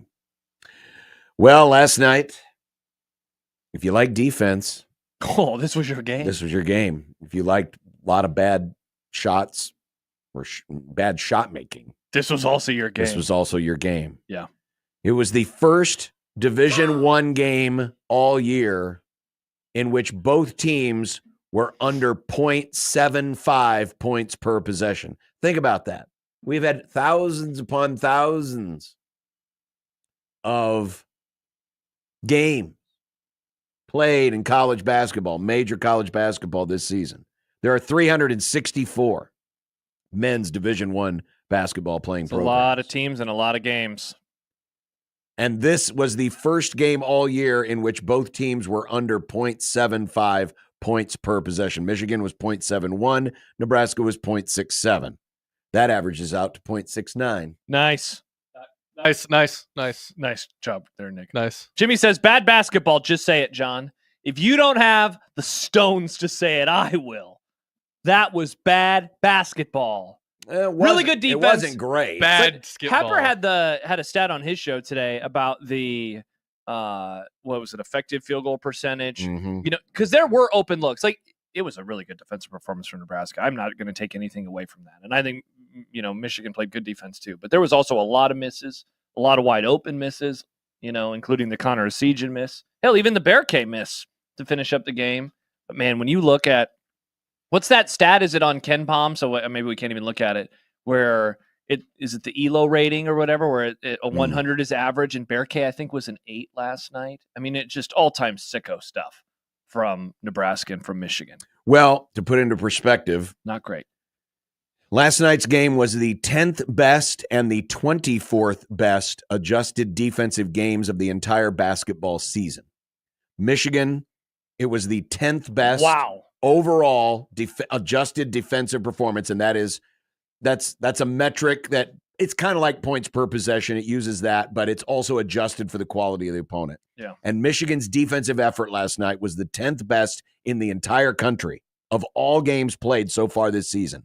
Nebraska's was 24th best That's wild. in the same game. Yeah. It was only the 98th worst adjusted offensive game of the season That's crazy. by Nebraska. That's crazy. So to go back, But to again, remember, there have been thousands of games, of basketball games played this year in Division I. yeah, this is definitely in the upper 0.1%. Oh yeah. Of all games. Oh yeah. And that's why we were talking about the total and how it would have taken 5 overtimes to hit the over. At a certain point in the game, you're just kind of rooting like, okay, how few points can they score total? And there was a couple possessions late, where the team started knocking in buckets for 2 or 3 straight possessions. Kevin said late in the broadcast, when Michigan went up, I think it was by 6. They had a couple quick shots that went in. They're up 45-39. And he made a reference to Harry Carey. What did Harry Carey always talk about? Like, will this win the game, or will this amount of runs? What was Yeah. So he made that reference, and he asked Nick, will 45 win this game? And I was thinking, like, okay, no. There's no, they're not going to stop scoring. And then Michigan basically stopped scoring. Yeah, they only scored 2 points the rest of the game. Or no, 4 points. 4 points the rest of the game, all at the free throw line. But it took until the last minute. The last possible minute. It was a great defensive performance. All you needed was just a couple more buckets to go. Just a couple more. Do you have takes on the Connor Esigian shot? That has been hotly debated. It has been hotly debated. The only thing I would say is it surprised me that as Bryce Williams is steamrolling down the court, I thought he was going to just say, head down, go to the basket, and either make this thing, make them stop me, or make the ref blow the whistle. Mm-hmm. And I know that there was some consternation about the whistle last night. Yeah, I was going to say there's a tweet that we just got about that. But in a moment like that, he has been your best scorer. Yep. He had a head of steam. Yep. Michigan's kind of in a scramble drill. I didn't think, and I know, Esiason had a terrible night last night. Horrible. What did he end up with? Here, I got it for you, John. Connor Esiason he had 2 points. He was 1 of 1 from 2, 0 of 4 from 3. Thus, he was 0 of 3 from beyond the arc going into that final shot of the game. For him. Final shot for him. Now, I get it. He's had a terrible game. But for the season, he has been Nebraska's most consistent three-point threat. And if you're a coach, you're coaching to the overall percentage, not necessarily what they've done in the game. Shoot or shoot. You know, shoot or shoot. Yep. Right? And it was a great look. It was a great look. It was executed so well, right? It was executed well. It was a great look. Trailing, toss it back to him. I guess I don't critique the fact that it was Esiason that took the shot. The only question I had was, I thought with the head of steam that Williams had coming down the floor, Michigan kind of scrambling back because they had missed the front end of the 1-and-1. Yep. It's a 1-point game. Foul situation. The foul situation. No matter what, if he gets hacked, he's going to go to the free throw line. He's going to the line one way or another, and you got a 90% free throw shooter. Yeah. So I guess I would say that's the disappointing part, is he didn't drive. That would be the disappointing part. That said, I didn't think the shot that Esiason got was a terrible shot. No, that's why you bring him in, right? You bring That's why they brought him into the game. Yeah, and why they brought him into the program is to make shots exactly like that, and he did not. Shout out to Platcat, because he sent the Ken Palm numbers that Happer was talking about earlier. Shot quality was respectable, 69-67 Nebraska. Nice. And then this has the offensive ratings, and again, 100 is average. So like last night, Sam Hoiberg was a 300 on his offensive rating, so he was very, very good. But there were almost everybody. Bryce was over 100. He was 113. Everybody else was below, including Connor Esiason. He was a 45. Andrew Morgan, a 17. And Bluejay Bishop in jail, 8. I mean, it was just woof. Absolute woof. If your shot quality is like that and you're not making them, I mean, it does give you an idea that. And there were some. It was throwing a brick the lane ball contest. up, and then it's going off the backboard and not even getting anywhere near the rim. Did Bluejay's last shot get blocked or get touched? I didn't think so. Because he got it off because for as clean a look as that ended up being, it barely drew iron. And I thought when they showed the slow-mo replay that the ball was kind of rotating funny. Oh, so I interesting. almost thought that maybe someone got a fingertip on it. But if they didn't, it was like, because I thought as soon as he turned and shot, I thought, oh, wow, that might have won the game, or He would have forced overtime, yeah. The crazy thing was that he had enough time, because initially it looked like he was going to, was it Gary that was trailing? It looked like he was going to pitch it to him and give him the shot. And then he's like, oh, crap. And then I'm going to spin around. I was worried he wasn't going to get the shot off, because it just seemed like it was taking so long. According to Sport Radar, this was a tweet from the Associated Press's Eric Olson last night.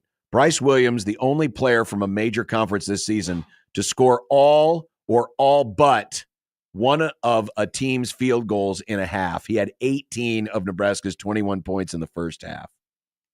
You've been watching basketball for a long time. Have you ever seen something like that? No. Where he had so many of the points, and not because he's being a ball hog.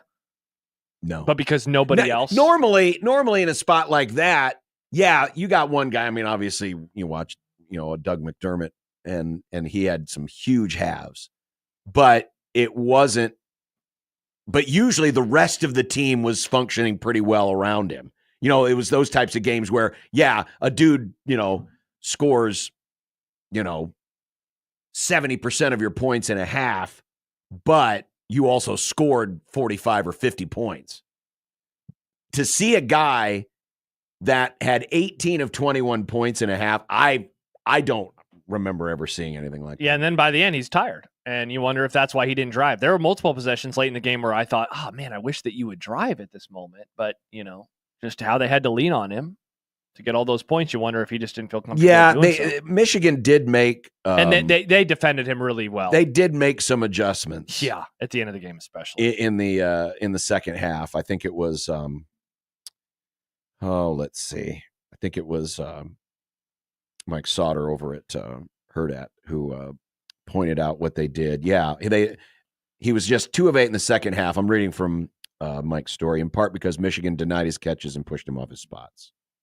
They moved their bigs up higher than they typically show. They're and putting 2 extended guys on 2 him almost every defenders time. Yeah, in ball screen action to get the ball out of his hands. wow. So, and again, that's from Mike Sauter at Hurrdat. Speaking of, but yeah, so there was an adjustment there. Yeah. And that said, I was still surprised. I mean, I thought for sure, as much of a head of steam as he had coming, I thought he is going downhill. He's going to attack this thing and he's going to make something happen. He's either going to make the basket, Or draw he's going to foul. get fouled, or he's going to get blocked. But Yeah. something's going to happen. yeah, it's funny too because if they make it, then what does everybody say? Oh my gosh, way to trust your shooter. That he was struggling. And the look was so good. The look was so good. You can't ask for anything more in that situation. No. You cannot ask for anything more. I guess you can that he makes it, but in terms of the design and how it was executed, and you get the front end miss too. So you're able to get down as fast as possible.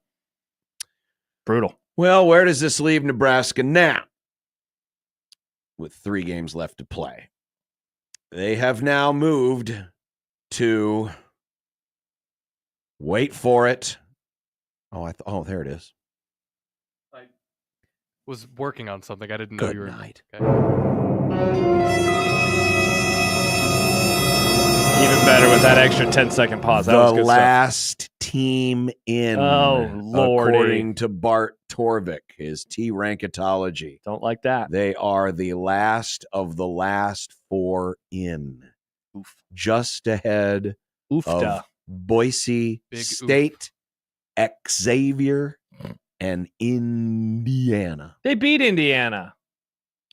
Indiana shouldn't be allowed in if Nebraska beat them. Those should be the It rules. doesn't quite work that way. That should be the rules. It doesn't quite work that way. Last team in. That means they'd be playing in one of the first 4 games.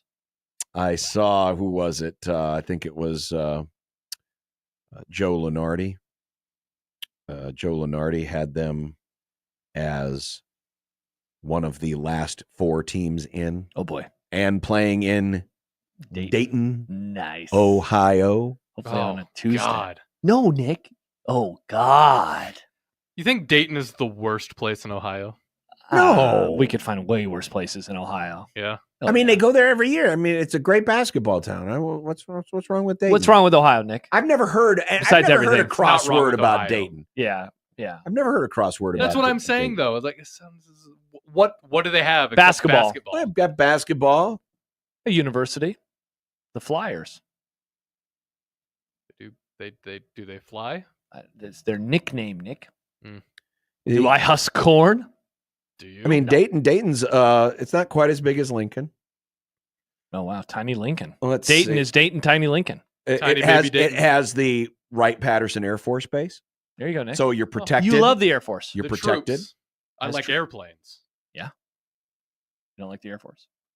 I always thought their helmets. It were was sweet. home of the I mean, Dayton different. Project, a branch of the larger Manhattan Project, which of course Oh! created the. Oppenheimer, Nick. Thanks Yeah. for the nukes, Dayton. Yeah, there you go. Sid Destroyer quoting me. What's wrong with Ohio? What a stupid question. Now, look, I did answer it. Lots of things are wrong with Ohio.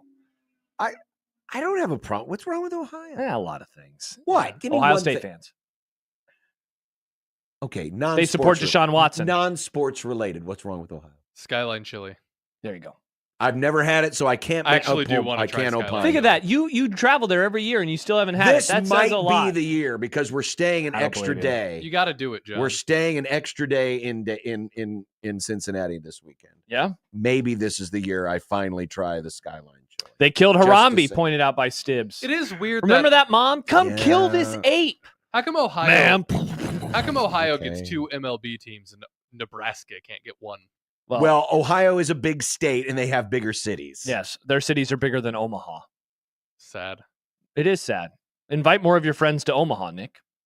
Baseball people come here. You know, everywhere, all the red states around the country are picking up population. How do we get more people to move here? How do we get? Because then we could have a baseball team. It's going to take a while before Let's we get build a baseball big team. body of water. Call it a big lake. I think it's going to take more than that. More than a big body of what? Weed? Let's have weed. Gambling, weed, Well, legalized prostitution. We kind of have gambling. I'm trying to find ways to get the youngs to move We here. kind of essentially have just- weed. You're essentially just kind of making Omaha what it was when it was first founded. Sounds great. People will move here. A train town with prostitution. People will come, Ray. Plus, our show's here. We are here. Maybe they'll come to Well, listen but to they our can show. they can listen to us anywhere. That's thanks true. to the Technology. 1620 The Zone app, 1620 The Zone TV, ZoneTV.live. ZoneTV.live. You can God, see us anywhere. What a great Except in website. communist China. I'm going to go to Zone They TV. block us there. What? Well, you know, You do talk a lot of trash about them. They're an oppressionist government. Look at that. There we are. ZoneTV.live. On a scale of 1 to 5.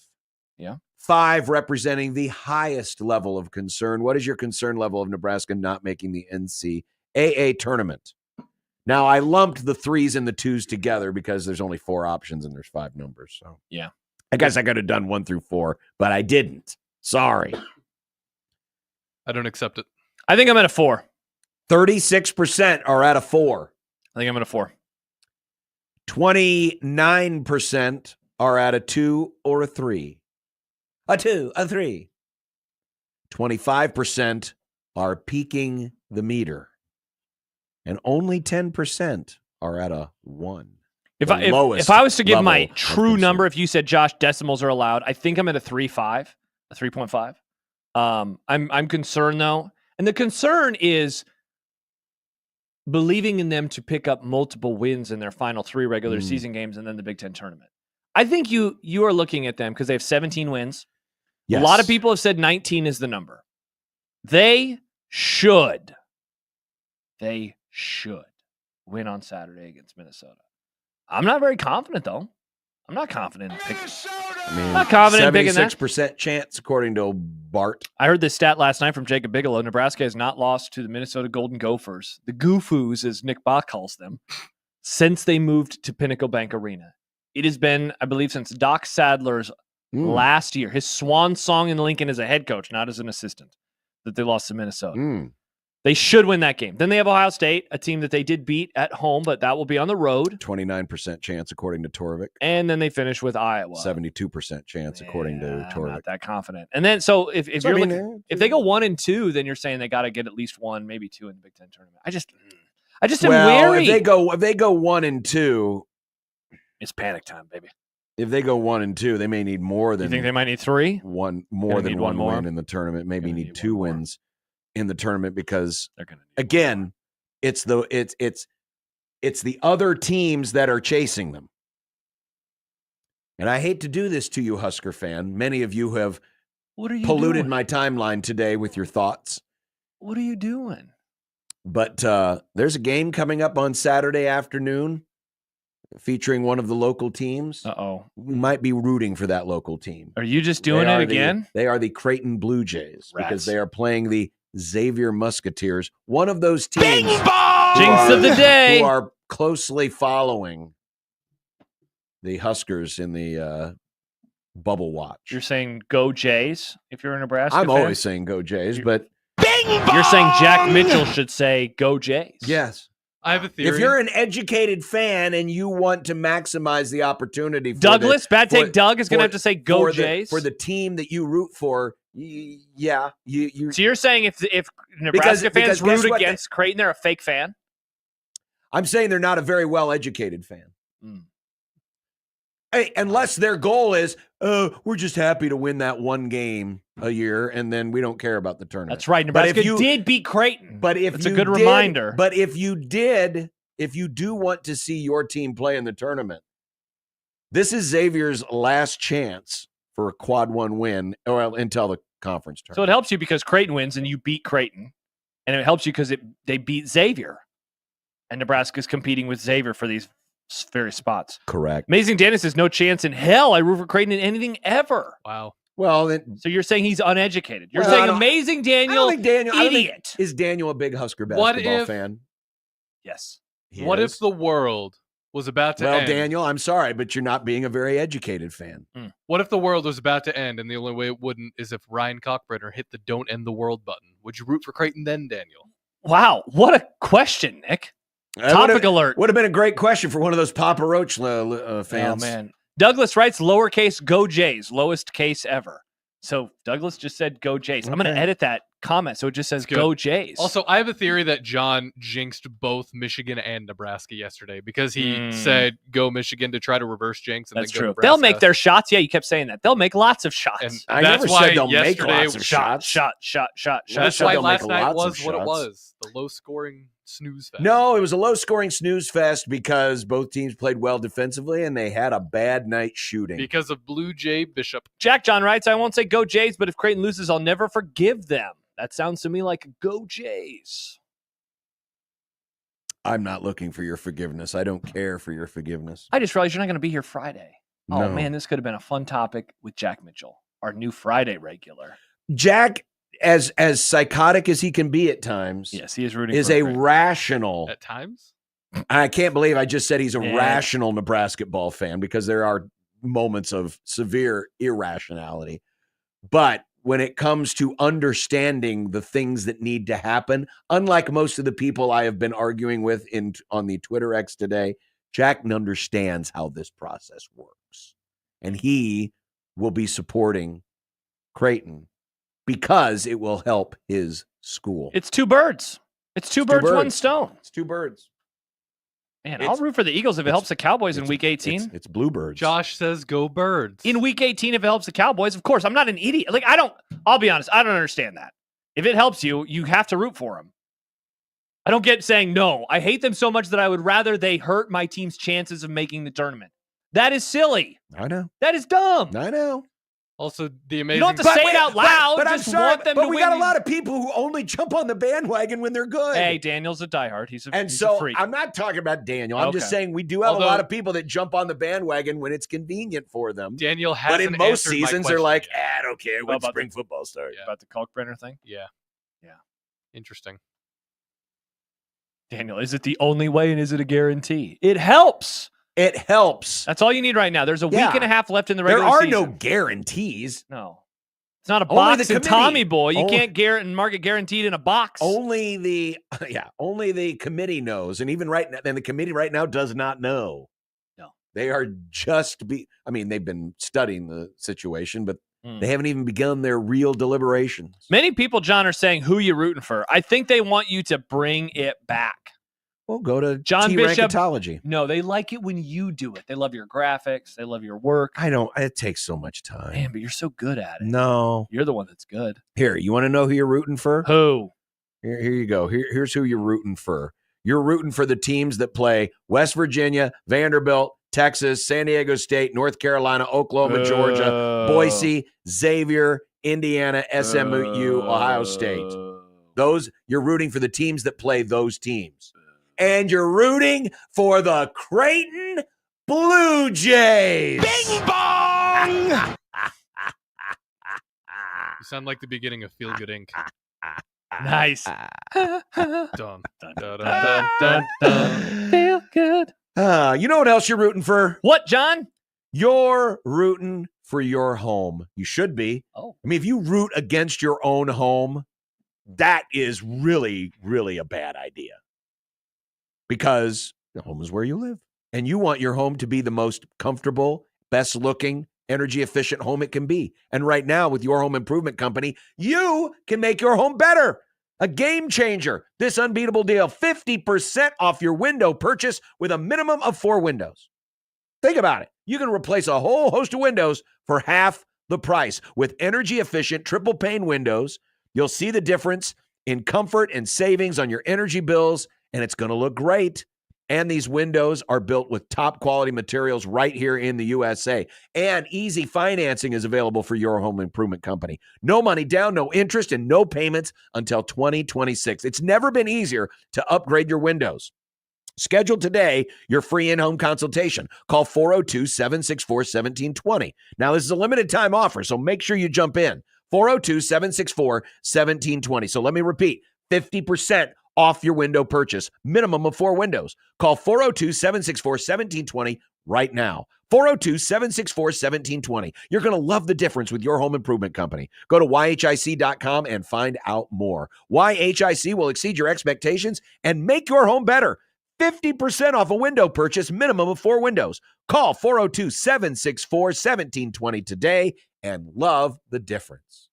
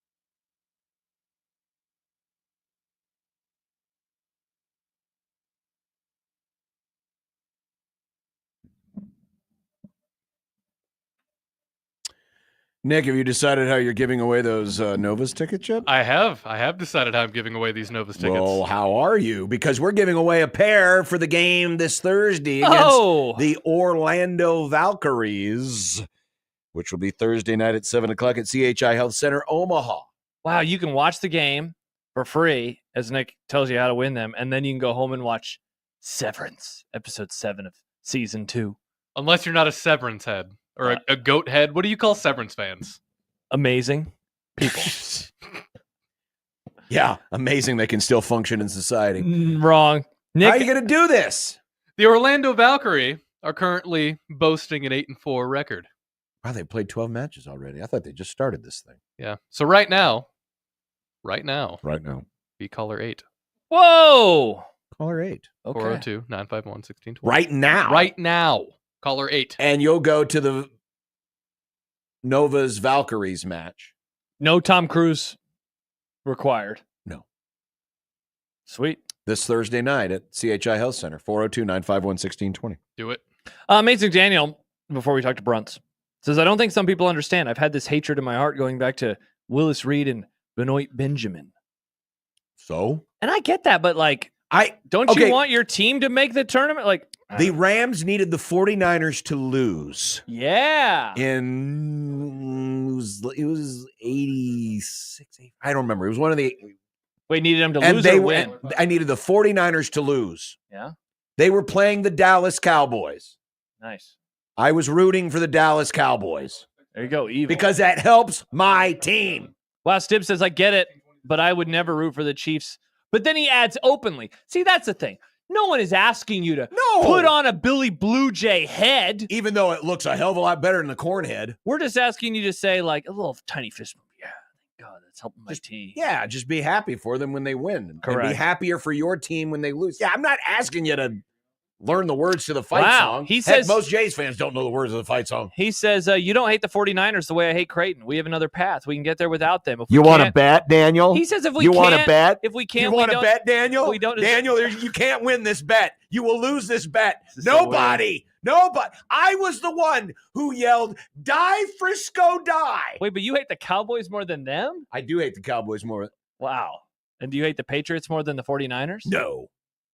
I was the one who yelled, "Die, Frisco, die" at the end of the NFC Championship game, and my wife was mad at me for several weeks. Well, she's often mad at you for several weeks. Well, that's true. To be fair. That is true. To be fair. Matthew says, Mid-East. That's funny.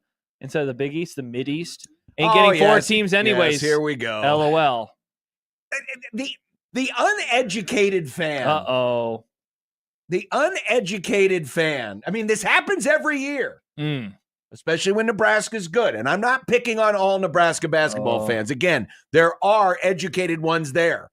But because many people only root for them because they happen to share the same name and campus as the football team, they jump in conveniently when they're good and then try to communicate with the rest of us who follow college basketball, trying to tell us how much they know.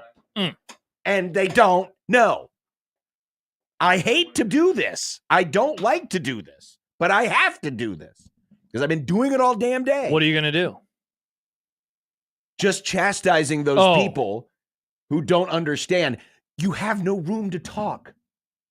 It's been 25 years since your beloved, bloated conference won anything in college basketball. Pretty crazy. That's a long damn time. That's a long time. Yes, the Big Ten is a good basketball conference. But don't be strutting around Big Ten superiority when they haven't been very superior in the tournament. They have not. Maybe this is the year, John. Maybe. Maybe it's Michigan. Nah, I doubt it. It's going to be an SEC school. That's true. Probably going to be Auburn.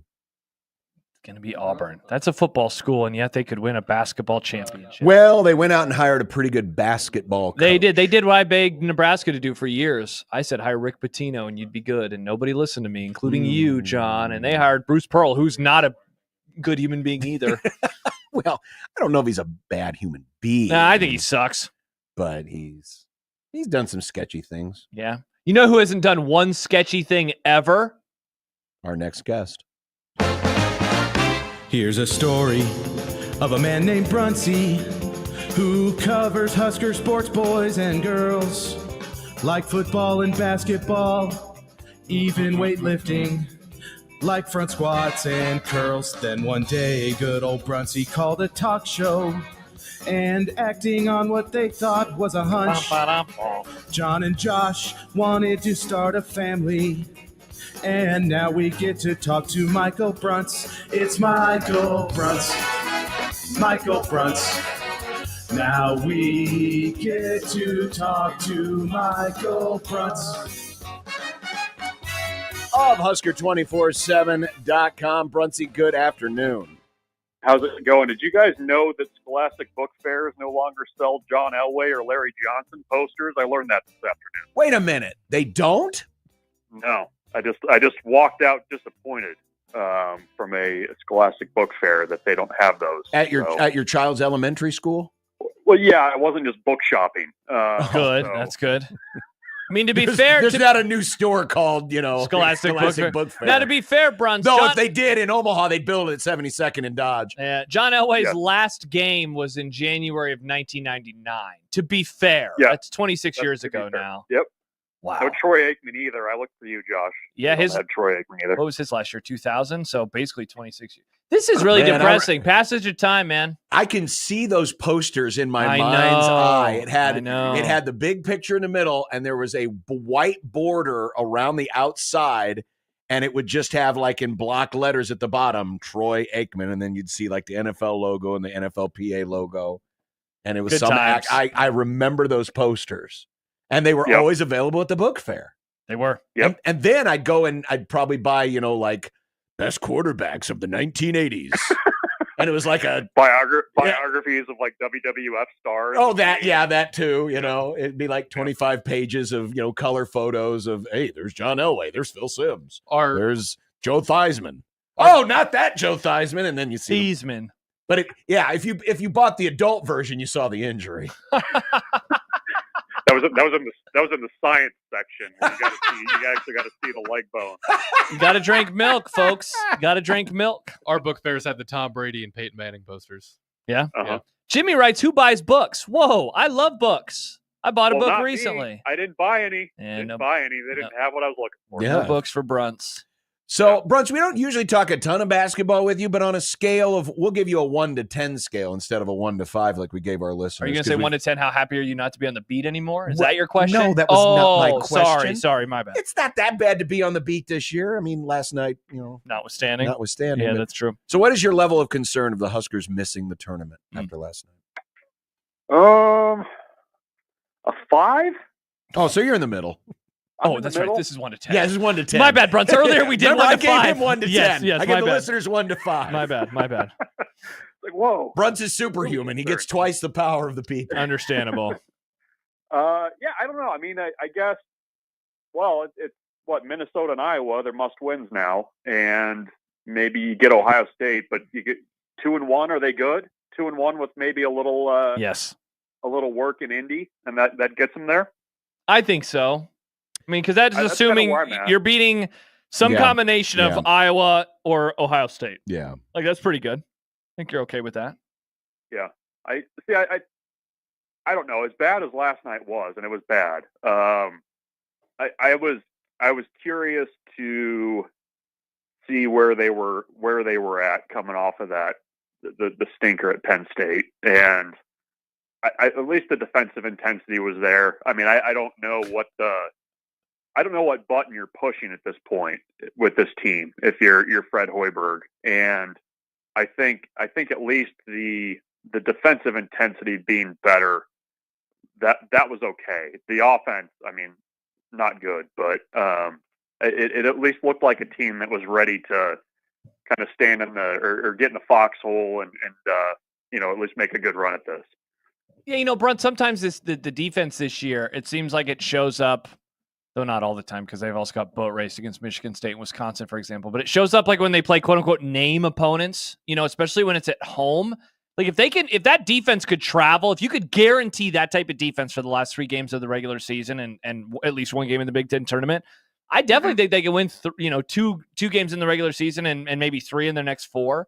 But man, They've been very inconsistent with that type of defensive showing throughout the year. Yeah, no, and it's true. I mean, the jersey across the court from him seems to have an effect there. I mean, that defensive effort, you probably beat you went on the road to Penn State. Well, it's interesting you mentioned that, Bruns, because I'm looking at Torvik. Nebraska backed up its worst defensive performance of the year based on the opponent with its best. Wow. Yeah. That's why, when I get the level of concern question, it's well, what version am I getting? And I guess that's kind of where the concern lies is, if this team shows up and plays interested defense for 40 minutes, I feel like they could potentially win all three. If they, they've got the stinker in their bag, and if that's they decide to play that club, I mean, they could lose all three pretty easily, and we know how that ends. So that's my level of concern, though. What version night to night are you getting from this group? And I guess that's my biggest concern is you just down the stretch and over the last back half of the season, it's just you can't count on much except Bryce Williams with this group. Speaking of tournaments and resumes, Nebraska baseball, and I know it's only 2 weekends into the season, but a lot of times you're trying to work on that resume from the very jump. Any concern after losing 2 out of 3 at Louisiana, who has been a NCAA tournament team, that this was a missed opportunity? Yeah, I think it was.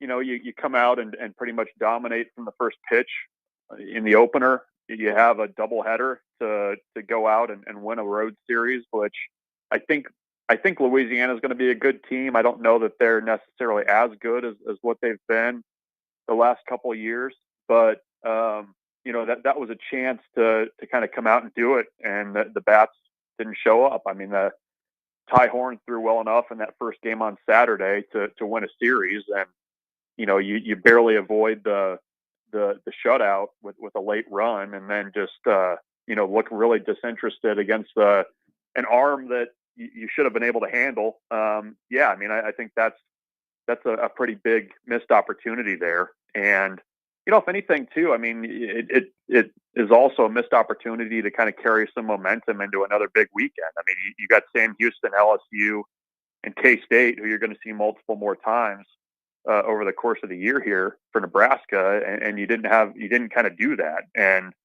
when you look at the numbers right now, I think they're pitching it at a pretty strong level right now, and you're not going to win a ton of series hitting 217 as a team right now on the year like they are. So that's where they got to figure out some answers there, I guess. With conference play starts the first weekend of March, so got to get that going in a hurry here. It's not only the 217, the slug is only 330, but they're averaging almost 11 strikeouts a game.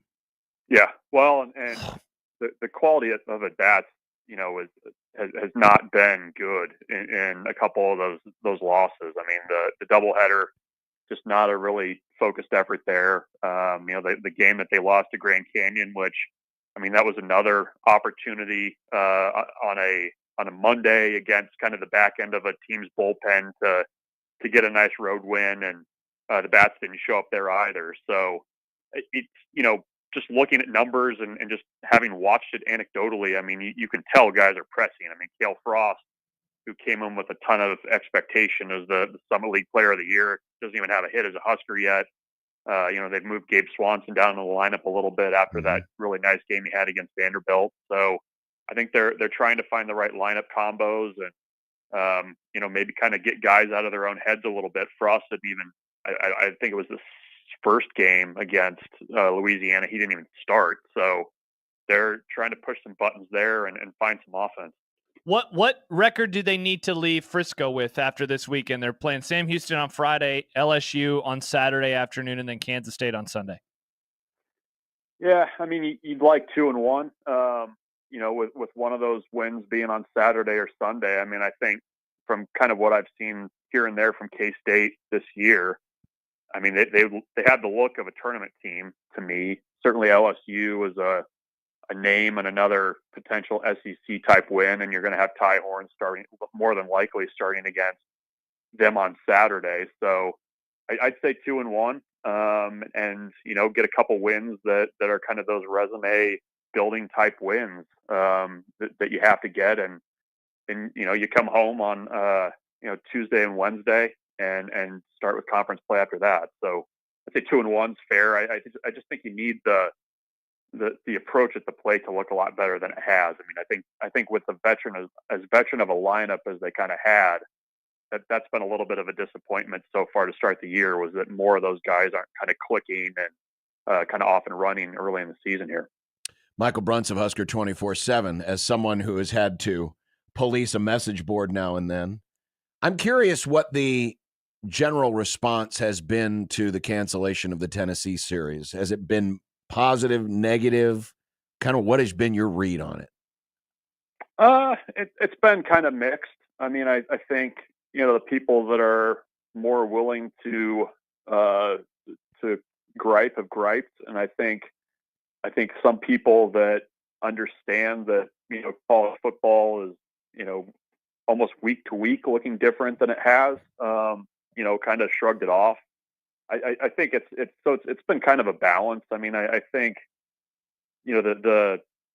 I see this creep in a little bit more, and it's been a little bit more over the last few months. And I think with kind of the explosion of, the transfer stuff, and certainly the spring game stuff that's popped up recently about, what's that going to look like? I think there's a little bit of I don't know what the best word is. Maybe a little bit of exhaustion with all the change, and not really kind of the tinkering, I guess. Now we're, looking at seeding things differently and maybe expanding it again. And I think there's kind of this, people are just kind of tired of it, is my sense. And I think people that are in charge of college football need to be a little bit more clued into that stuff. I mean, obviously that's not representative of everybody, Mm-hmm.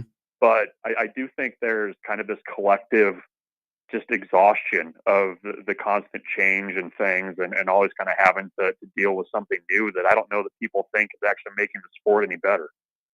Bruntz, I heard from somebody yesterday that said that basically John and I are underestimating not the cost of the stadium, because that is what it is, and they've been planning on that, right?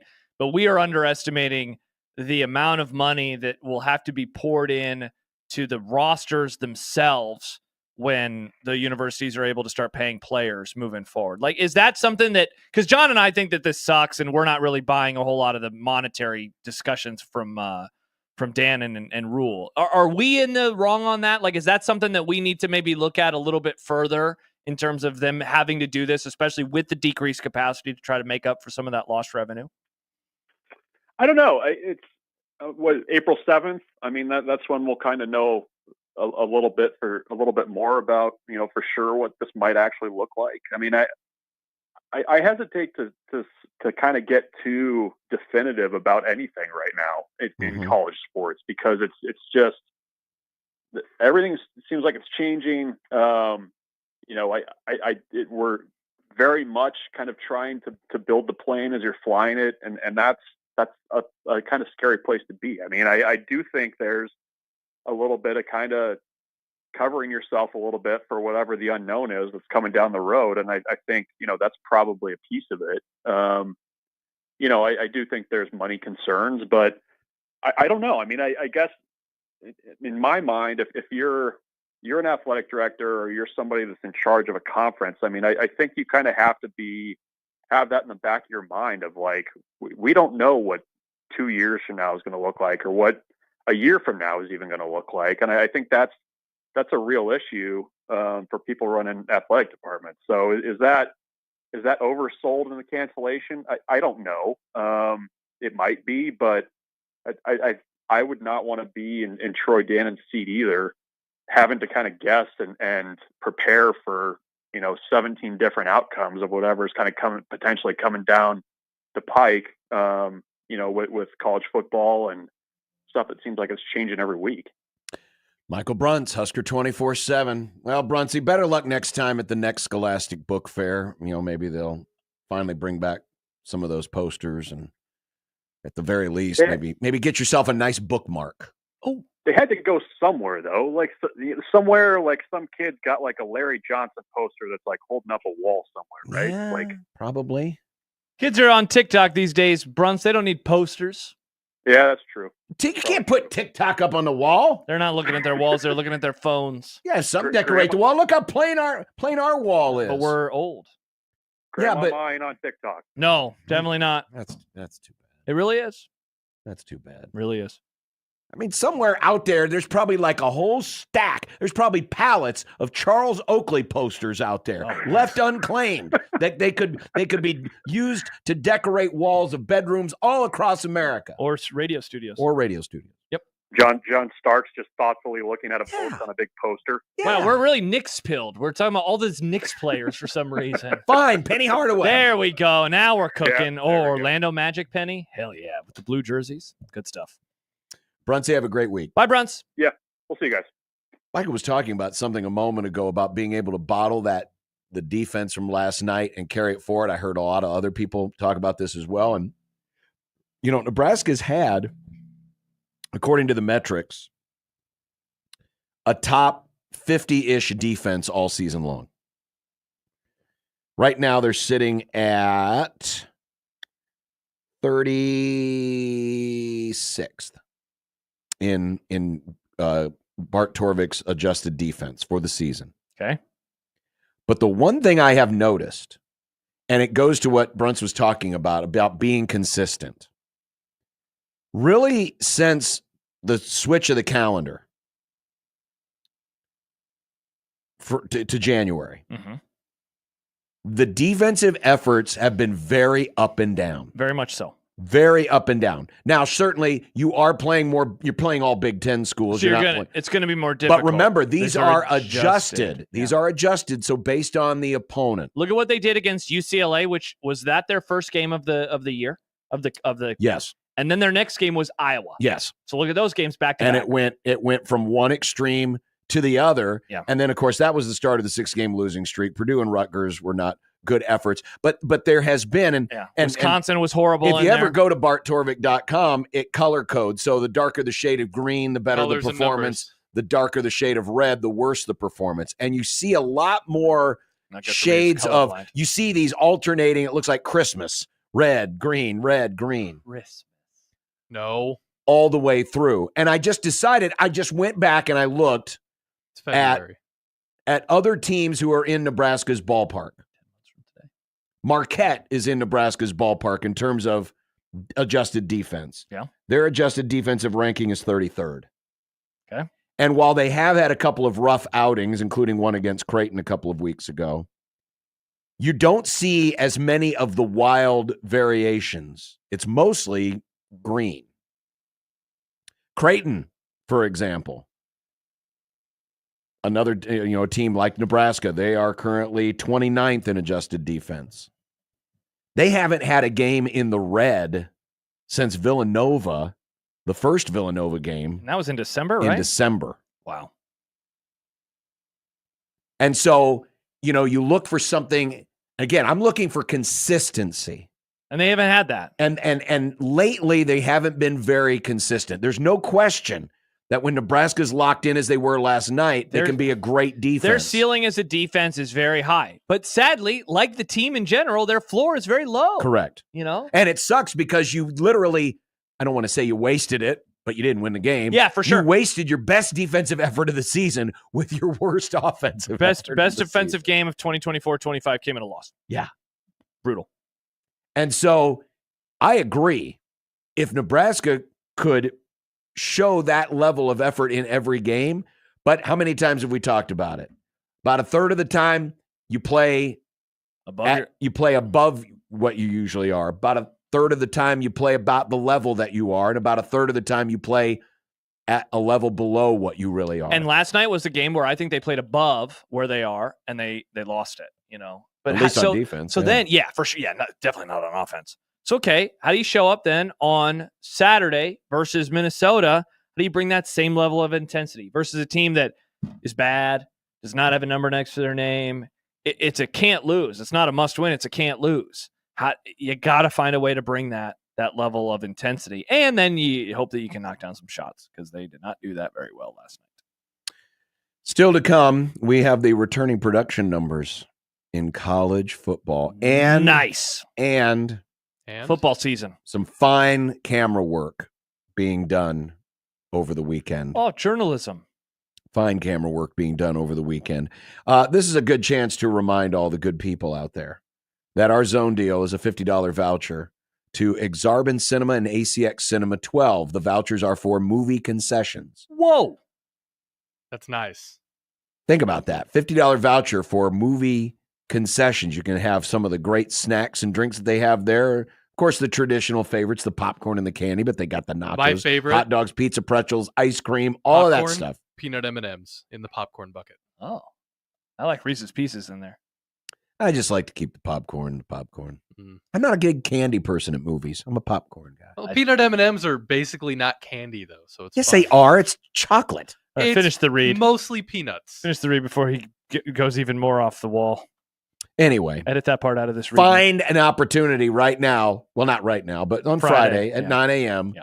You can win that zone deal. And later this week, 1620 The Casino will be giving away these $50 in movie concessions to Exarban Cinema and ACX Cinema 12. Hopefully. We don't have that locked down that we have the thing, do we? I haven't Well, we heard can from that always play listener. rock, paper, scissors. We can. That's true. Like the casino in Like 1620 The Casino. and Vegas Vacation. Or maybe another game of craps on the radio. Hell yeah. Or maybe blackjack. We can get the 21 on the radio. we can get the prize wheel, and then we could kind of sort of roulette it that way. Many things on many sides. 1620 The Zone.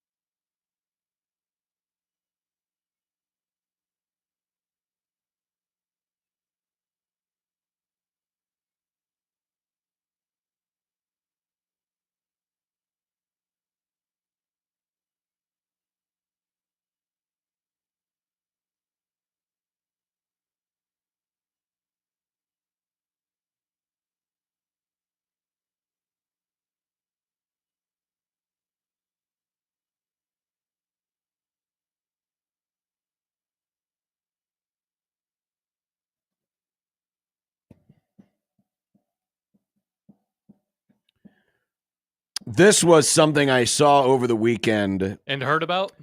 This is actually one area where ESPN does a good job of camera work. Most of the time, ESPN's camera work, especially when they treat every pop fly like it's a 500-foot home run, I love that. drives me nuts. It's the dumbest thing that television sports does. But this was from an LSU women's basketball game over the weekend. Ooh, Jack Mitchell, you should tune into this. Oh, definitely. We know how he feels about Kim Mulkey.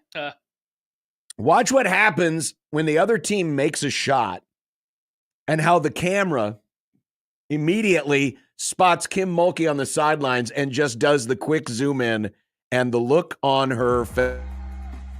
Amore on the dish. And Mulkey looking disturbed and frustrated. She's standing on the sidelines with her arms crossed with that, you know, that blank stare that you have when your eyes aren't totally open and your eyelids are like half closed. Yeah. Like you're really deep in, rotten thought. Oh, bonk. Amore on the dish. And Mulkey looking disturbed and frustrated. And she's got that frown on her face. I've never seen that before where, a camera's, it's from the hard cam side, showing the play, and then immediately it just zooms right in on it. J-Books writes, cameraman understood the assignment. Most certainly they did. I've never seen a basketball coach that stoic in my life. Really? Yes. Oh, I can give you some They're always stoicism. flailing around like Muppets. No, Flailing arm, flailing two-man? Not always. Not always. I mean, Coach Matt can get pretty animated, John. well, yeah. Whoa, what did you just say about Coach Mac? He can get pretty animated. Wow. Well, he can. I know. I just wanted Nick to get He beat up by can. Coach Mac. Coach Mac wouldn't beat me up. He likes me, I think. Or maybe he's indifferent to me. Don't It's think- probably that one. He doesn't know who you are. Hi, Coach Mac. I'm not sure if he's familiar with you yet. No. Even though he's met him before. He shook my hand Yeah. Why? when we were at the Hope Lodge. Yeah, Hope Lodge, John. Oh, that's right. Hope Lodge. Of course. It's been a while. It's been a month. That was So prime camera work. It's Prime camera work. Yeah, that was perfect. Good camera-ing. And last night, I guess this must be like the thing to do What? for timeout games. You always have the timeout game where you make a free throw, you make a layup, you make a 3-point shot, you get Of a half course, court shot. yeah. But the new thing is the let's putt a golf ball 94 feet. This has definitely become more in vogue in the last couple of I've years. seen it I a mean, lot. Creighton's seen and got heard one, about this? and they've had a winner. Nebraska has one. You get a prize. They have a winner. Yeah, I know someone who won the one at Creighton earlier for the Nebraska game. Yeah. Like a gift card or something.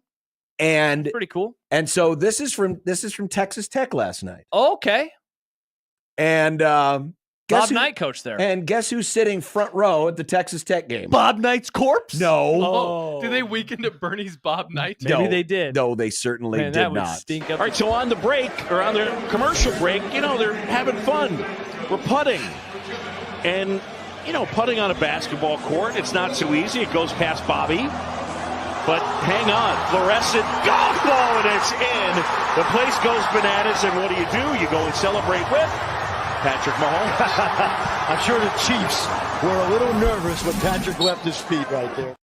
That was the first thing I thought of, too, and then the announcer got to it. It's like, oh, man, what if he got hurt by jumping up and celebrating with a guy who just had so a they did putt-putt they did contest? That that would be a thing really where funny people end run of a towards career. each other and they jump up in the air and they, collide side to side. That I guess, what do you call it? Does it have a name? Jump celebration, I guess? I don't know. It's like a high five, but you use your whole body. The jumping Yeah. side bump. Mm-hmm. The jumping side bump. But he's sitting there at the Jump courtside bump. seats, and this kid is Jump excited. bump. He's winning, and here comes Patrick Mahomes, and he jumps up and does a little side bump with him. How cool is that? Very coin it. cool. That's probably better than the prize that he won. Oh, yeah. He'll remember that long after whatever the prize is. And he Unless he made got his college ESPN. loans paid off or How many something. times have you jump bumped Patrick Mahomes? 0 times, Nick. Ray tweets in, that moment when you find out Jack Mitchell has a crush on you. That's funny. Ray, that's funny. That's funny. You can take the rest of the day off, Ray. Yep. That's a good joke. You get Yeah. the rest of the You day. tell your boss that we said so. Mm-hmm. Mm-hmm. We meant to get to this yesterday, Yes, we did. You're good. and so we will, because this is one of those things that Josh looks forward to every year. I do love this. It's a great exercise. Bill Conley, Yep. who has been doing this since 2007. Wow. And what a sicko. And he has done this independently. That was only like he is 10 an years ago. analytics guy who just looks at the play-by-play numbers and has his formula and has created this formula, and there's no bias cooked into it because when he developed this formula, it was 10 years before he ever joined ESPN. So even though some people might think, oh, his formula always makes the SEC look good because he works for ESPN. No, this is his formula, and this is what it's always been. Interesting. It seems like you're attacking somebody in particular. I'm not attacking anybody. I'm just giving you the background. You know, it's nice occasionally to give a background on the people that we quote often on this show. That's true. Because we have new listeners all the time who are like, who's Bill Conley? Who's Bart Torvik? He also gives us who's time. Josh Peterson? Well, I'm me. It's me. I've been on the air for over a decade. You should figure out who I am now. Bill's the best. But this is a great exercise, especially now with the way that rosters turn over. Like in the old days. Oh, yeah. See, that's the other thing. the turnover. And we can dive into this. Much in the old days, you could look at this, the returning experience metric, returning production. And I know that Phil Steele, he did something similar. And I felt like every year, John, that was a great way to find teams that were going to take that next step. Take the next step. A lot harder to do that, in my opinion, now, mainly because, and this is not a critique of Bill's numbers, but the returning production is not at that school. It is returning production in college football. And so, like, we'll get to Nebraska's numbers. But Nebraska, I guess we can just, can I get to Nebraska's numbers, John? Please get to Nebraska's numbers, because what I'm about to show you, too, is something graphically, which will also combine last year's power ranking. Show us something graphic? Perfect. So Nebraska is 50th in the country. They are tied with a few teams in terms of their returning production. 60% of their reduction is back. 68% of production is back on offense, which is 30th best. 53% is back on defense, which is 74th best. And that's where they get to the 60%. But John, 68%, that's impossible. They lost one of their running backs who got a lot of carries in Dante Dowdell. They lost not their top two receivers, but receivers number 2 and 3 in Jamal Banks and Isaiah Nayor. Of course, Ja'Cory Barney is back. But this builds in returning production, period. Dane Key, his numbers count towards the returning production. He's returning because it's returning production in college football. So it's not returning production with your team. So this does factor in the transfers who have production at other Division I schools. So this is not me being critical of Bill, but more, I don't still know in the era of the portal and returning production, like what to do with these numbers. Whereas like a decade ago, if you would have told me, you know, like the number 1 team on his list is Clemson this year. 81% of their roster is back from a season ago, or 81% of their production. You know what I'm trying to say. If you would have told me a decade ago, Clemson has 81% of their own production back, I'd be like, oh my gosh, they're about to run the sport into the ground. Now it's a little harder. So the folks over at CFB Numbers put out a graphic, and it shows Bill's returning production that Josh just quoted, combined with last year's final power rating. And it's a consensus power rating using K Ford, our buddy K Ford, Bill Conley, CFB Numbers, and ESPN's FPI. So it's like a BCS. I shouldn't say BCS. People get nervous about that, but it's like a power poll. Yeah, it's combining. It's like the superpowers. It's like the mega powers. It's like the Macho Man and the Hulkster doing the handshake. I was going to say it's Miss Elizabeth. It's like the Avengers, but you would get mad about that reference. It's okay in wrestling to bring everyone together, but not in comic book movies. Especially when one of those wrestlers is problematic. Nice, Nick. The Macho Man did not. Macho Man was a little controlling and probably, brother. Probably wasn't the nicest to Miss Elizabeth. Oh, wait, that was Hulk. Hulk. Fine. Yeah. I like the N-word, brother. Is what he said. That is what he said. But when you look at this, and obviously the higher up and to the right that you are would be better on this graphic because it shows that you were a highly rated team last year, but also that you have a lot of returning production. And so like Penn State, for example, Penn State's in a really good spot. Alabama's in a really good spot. Clemson is in a really good spot. So too is Yeah. Texas A&M and Indiana. Hell yeah, go Hoosiers. This helps explain why Penn State is the belle of the ball for a lot of people for next year, and that they're returning production at very specific spots, including quarterback and running back. But what? if you look, No, Ohio State's over there too. Get them out of here. if you look, Nebraska is on the right side of the line for power rating, and at 60% of their returning production. If you were to just again divide it by fours, Nebraska's leaning on the right side of both of these numbers. They've got a decent power rating from last year. Yeah. And they have north of 60% of their production returning. So they're in a good group. They're And going to that- become a team to pick for a lot of people, aren't they? The breakthrough, the year 3 stuff. Well, it could be. This is going to be It something could be. that is going to be used It could be. as the affirmative for them. I also This is fun. I went in and found all of Nebraska's opponents except for Houston Christian, who's obviously not on this list because they're not. Because John hates Christians. No, they're not Division I. Oh, It's messed up, John. But here are all of Nebraska's opponents and where they are in conjunction with Nebraska. So you've got teams like Iowa, Michigan, Minnesota, Penn State, Cincinnati. kind of all in their neighborhood. Kind of all in their Yeah, neighborhood. Penn State's farther away from them. USC had a decent power rating, but they are returning less than 50% of their production. Yeah, plus their coach sucks. Poor Akron is way in the back. Oh, man. Michigan State not doing so well. UCLA, they're in LA. Northwestern not doing so well. But this gives you a little bit of an idea of kind of where Nebraska is in connection with all of its opponents. Mm-hmm. And I'll screenshot these and retweet these graphics during the next break for those of you who are listening in on the audio version of the program. This is the radio, after all. This is the radio. Couple after all. takeaways not related to Nebraska. So Ohio State, Georgia, Texas, Oregon, and Ole Miss are teams that are, of course, based off of their final power rating of last year, really, really good, right? Really, really good. Of course, Ohio State won the title. Georgia was in the semis, the quarters. Texas was in the semis. Oregon was in the quarters. Ole Miss did not make the playoff. One of those teams, in my opinion, is going to drop off because they are not bringing back as much production as what you would like. And we already saw a little bit of a drop off last year from Georgia. Ole Miss had some perplexing losses that kept them out of the playoffs. Like Oregon now in year 2, trying to do the same thing again, and they're going to have a new starting quarterback again for the third year in a row. So how does that ultimately play out for them? I just think looking at those teams, they're not bringing back as much production as some of their peers, like Alabama, like Penn State, like even Notre Dame, Tennessee. I don't want to say Indiana's their peer, but you know what I mean. Interesting. Oh boy, could be a. Now, you've often said not all production is good production. Correct. Not all returning production is created equally. Poor Purdue.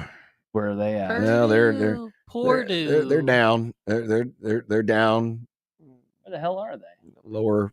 Oh, there they are. Oh God, they're by Nevada, Charlotte, Miami of Ohio. Yeah. And Ball that's State. not. That's Ball State. Excuse me. Yeah. New Mexico, UMass. Yeah. Yikes. Yeah. They suck, and they have a new coach.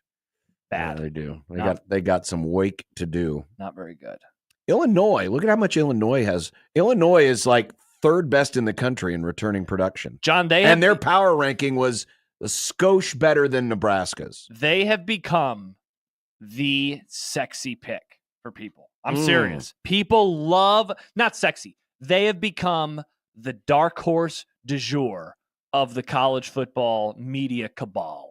People love picking in Illinois to make Arizona make a run. State's going to be a favorite in the Big 12 Yes, they will be. because they're just up there in Clemson's neighborhood. Oklahoma, after a bad season for them Yeah, last year. stink. I think this is going to be it for Venables. I think he's going to get fired. He might get fired in season. That's my take. Whenever I hear Venables' name, it sounds like a snack that you would take on a field trip for like a lunch, Think like so? Lunchables, Venables. Nick, do you have your Venables for the trip to the museum today? It's like the off-brand, healthy version of Lunchables, I think. Some news coming out of the College Football Playoff Commissioners meeting. We haven't had a sports flash in forever. Oh? Sure. No. No. Is it, Okay. Is No, it not? No, definitely not. No. Okay. Ross Dellinger CFP commissioners have ended their meeting in Dallas with no decisions on format. See, we would have done Sports Flash where there is no decision. ACC Commissioner Jim Phillips says they did discuss future formats. The commissioners say they need more data and information from CFP staff before making a decision on any changes to this year's playoff, which requires unanimity. Big Ten and SEC want straight seeding. Obviously, these are my words now. Obviously, they want straight seeding. Let's see if they get it. They're going to try to strong arm them, but if I'm the Big 12 or ACC, like, would I really want to give that up? Want it for one more year? It's for one more year, but I do wonder if this will be one of those loyalty tests where the Big Ten and the SEC, who will have a lot more power come next year in terms of how the format works, might, hey, if you vote the way we want you to, maybe we'll treat you nice next time. Or if you don't vote the way we want you to, maybe we'll leave you in the dust, which we're probably going to do anyway, but maybe we'll do the Michael Severe plan. We didn't have time to talk about it much yesterday, but he disagreed with it. Obviously, he's been disagreeing with us on the scheduling philosophy stuff for years, but he doesn't think that the format that's being proposed is going to be the one. He thinks it's going to be even harsher towards the Big 12 and ACC, which I still would be pretty stunned by. The only reason I would disagree is I think we would have heard of that by now. I do too. I mean, the Big Ten has throughout the automatic bids conversation last year and have been beating that drum ever since. And now the SEC has joined them. So unless they're, unless they've got something else that they're cooking up that no one else will, I mean, are they really going to go because auto bids and one bid for those and I leagues? understand where Michael's coming from, because why would you want to limit yourself? Just say, hey, it's a minimum of 4 teams get in. But again, the math of it, if it's 4-4-2-2. But here's where I think why these conferences are wanting to do this is because they're wanting to create more inventory via, well, they want their championship game to still mean something. And by something, it would mean a first round bye if you win it. Sure. And they also want to create these play-in games, which is more inventory. Which thus more revenue. See, so that's why I think they're going to do this. There is a part of me, and all reporting does not point to this, but there's a part of me, John, if you're trying to have more spots, that thinks that they're going to go to 16. Because again, the math right now, let's take them at face value. The only problem with that is no more buys. No more buys. So then your conference championship probably doesn't mean as much. And like this might just be confirmation bias from this first year, but there does seem to be a kind of general position of, are we sure the buys are that valuable? Because all 4 teams that had buys lost. Now, I think that was more about who had them and then who they had to play than it was. I don't think Oregon lost because they were rusty. I think they ran into a buzzsaw. I don't think Boise State lost because they were rusty. I think it's because they're not as good as Penn State. Georgia and Notre Dame, I don't think Georgia lost because they were rusty. I think they ran into Notre Dame. I think if you go to 16 and they keep the other stuff the same for Big Ten, for SEC, 2 and 2, 1 and 1, that then allows you to have multiple wild cards. So there's a part of me that thinks they're going to go to 16. We do need a sports flash. For what?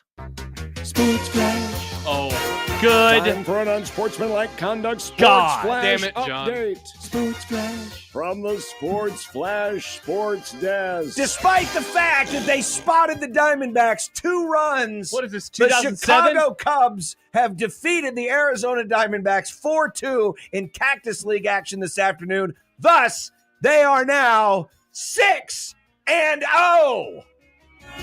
Sports flash. That's 6-0. The O means no losses. I wish the 6 means 6 wins. I wish this would have happened on Thursday, because then I could have said, Sports flash. I don't care. Nice. Sports flash. But you should care. Why? Sports flash. Wow. Preseason I just wanted to see if it baseball. still worked. Nice. I just wanted to, we haven't played in so long. I just wanted to see if it still Wait worked. to wipe That's the dust been a off while. of You know, we test that EAS thing all the freaking time. it. We do. Yeah, Nick always has to do it. I do. Yeah. Make other producers So- do it, Nick. So this They was a have test other of the EASs. Sports Flash alert system. if this were an actual emergency, like the Cubs winning the World Series, which they will no doubtably do, because I'm guaranteeing you that teams that start 6-0 in Cactus League action have always won the World Series. Put that on the list. Well, it'll be ready for you when the time comes. Nice. Back in a minute on 1620 The Zone.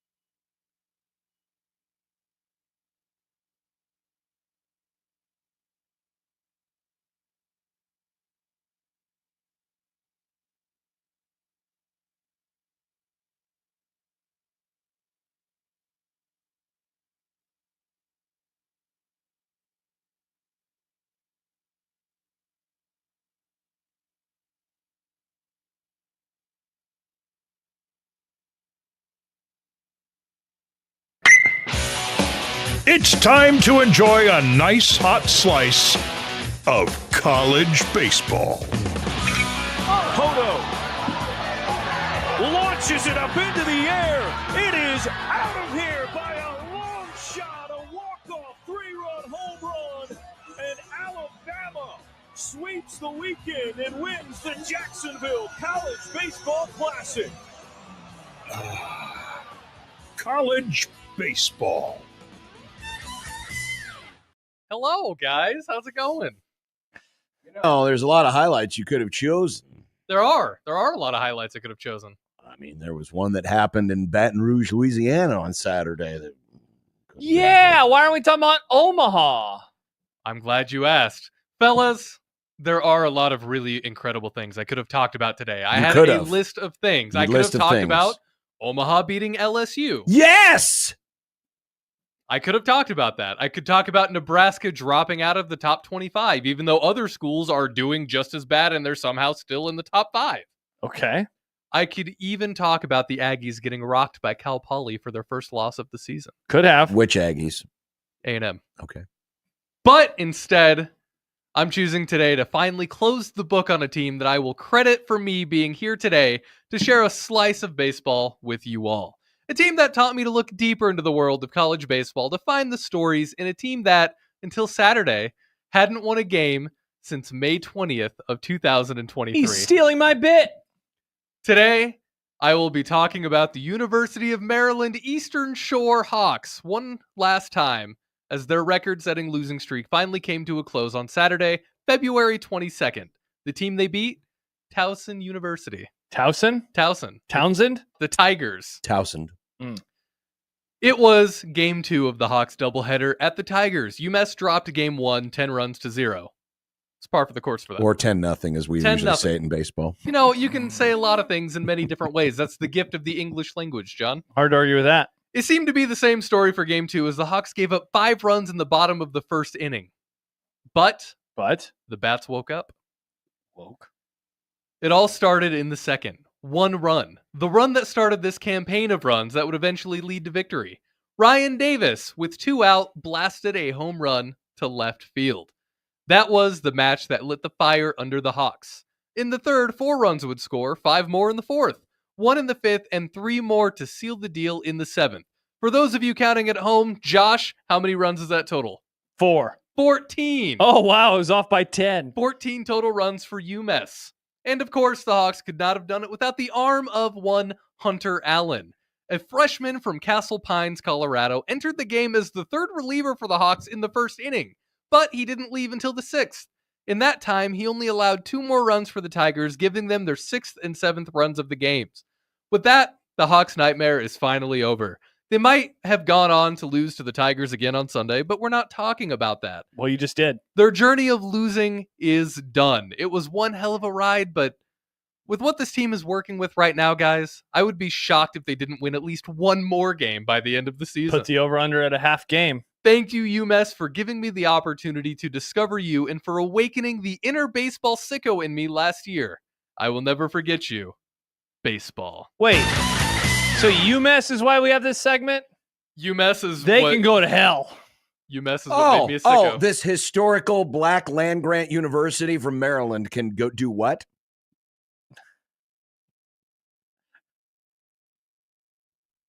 I thought you remembered this from last year. I forgot that they were an HBCU. Yes, they're HBCU. Well, that's kind of racist. And y'all have been mocking them. I mean, they do suck. But they won. They finally won a game. That's awesome. You said they're over-under at a half. Meanwhile, Omaha beats LSU, and we can't even get any love for these guys. Mike writes, Nick gives Sports Take like he is AI. No, I don't. I don't know what you're talking about. That's kind of good. It's time for a slice of baseball with AI Nick. Hello. Bum, bum, bum, bum. I'm human Nick. Jordan writes, is this story time with Nick? It is, and you're welcome. Andy writes, sleep emoji, yawning emoji, sleep emoji. They said the same thing about you when you did wooden bats and No, rubber they hats. didn't. People loved it. They laughed. You need more humor in these. Well, let me give you something to laugh about. Nebraska baseball. This was a video I saw this morning. Now, it's actually from, I think it's a high school game in Florida. And it's from last year. From last year. Okay, I just want to make sure we knew Yeah, that. it's from last year. Okay. But it's still funny because, as you know, people like to celebrate. And a lot of times, guy gets on base. Here we go. Old man's time to guy get on gets on base. Sonny. He gets out there, and everyone's got their little gestures. They always look over towards their dugout, and they do their thing, or maybe they have some kind of gesture where they celebrate. Well, this kid was so excited when he pulled into second for a double. Yeah. That he just started jumping up and down on the bag. Oh. So he was leaving the bag? And the shortstop from the other team was able to get behind him.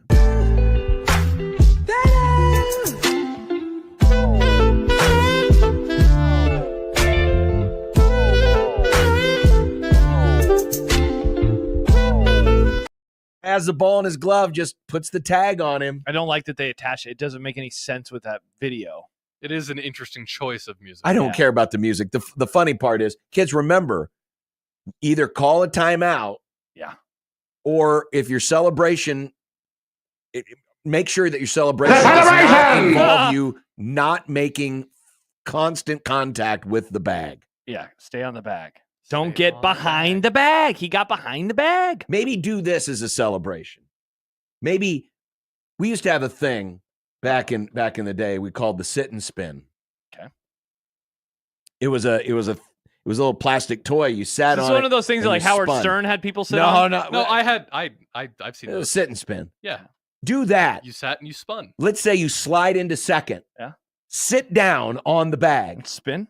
And just spin around. You're going to probably talk to a Creighton baseball player soon for the 1620 The Jays podcast, Perhaps. coming soon to your favorite podcast. Sure. App. Maybe you ask the baseball player about their second base celebrations, and offer them this new one. I could, but most of their celebrations don't involve jumping up and down like a high school kid. That's true. At least I haven't seen it yet. Mike writes, what is this music? I care about the music. It sounds like an 80s movie on Cinemax late Friday night. It did not fit that video at all. I know. Let's see it.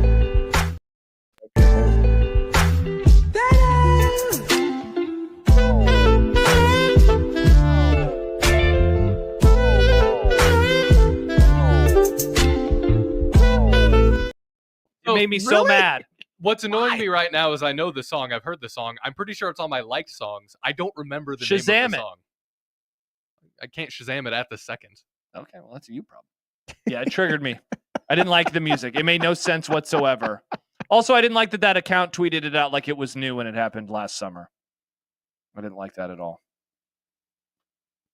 Well, coming up next, if that wasn't a hot take enough for you. Yes. Josh has a visit to the super hot take market. I have a take I think that people are going to vomit about.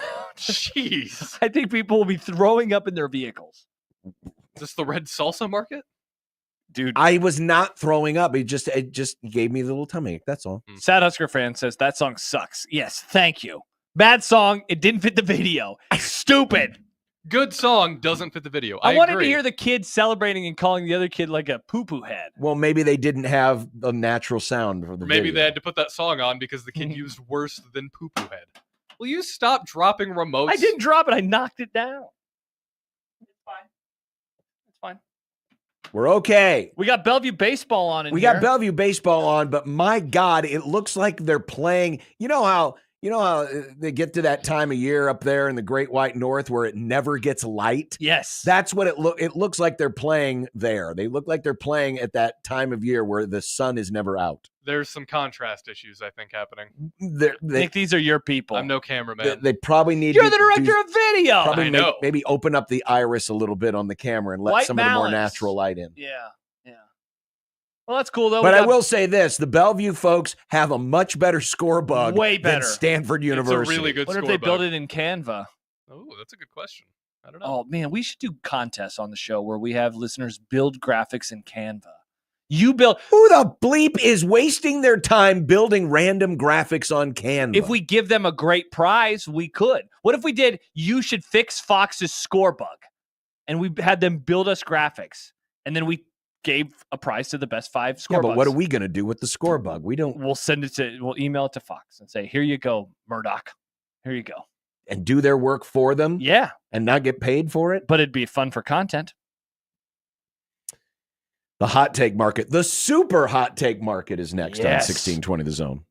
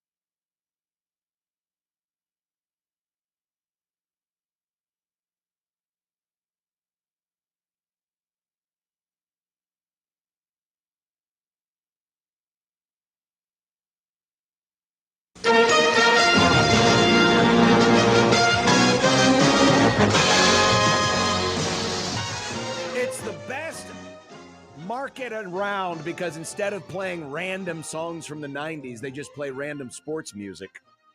That's true. As you're pushing your cart through the aisles. This is the super hot take market. Now, you're going to roll your eyes, you're going to yawn, you're going to do all the stupid gestations that you normally do when I talk about my sport, NASCAR. So just shut your damn mouth. Just shut your damn mouth because you're about to make people puke with your takes. 8 tires. Golf. NASCAR overtime. Both the first 2 races this year have ended in overtime. Overtime in NASCAR?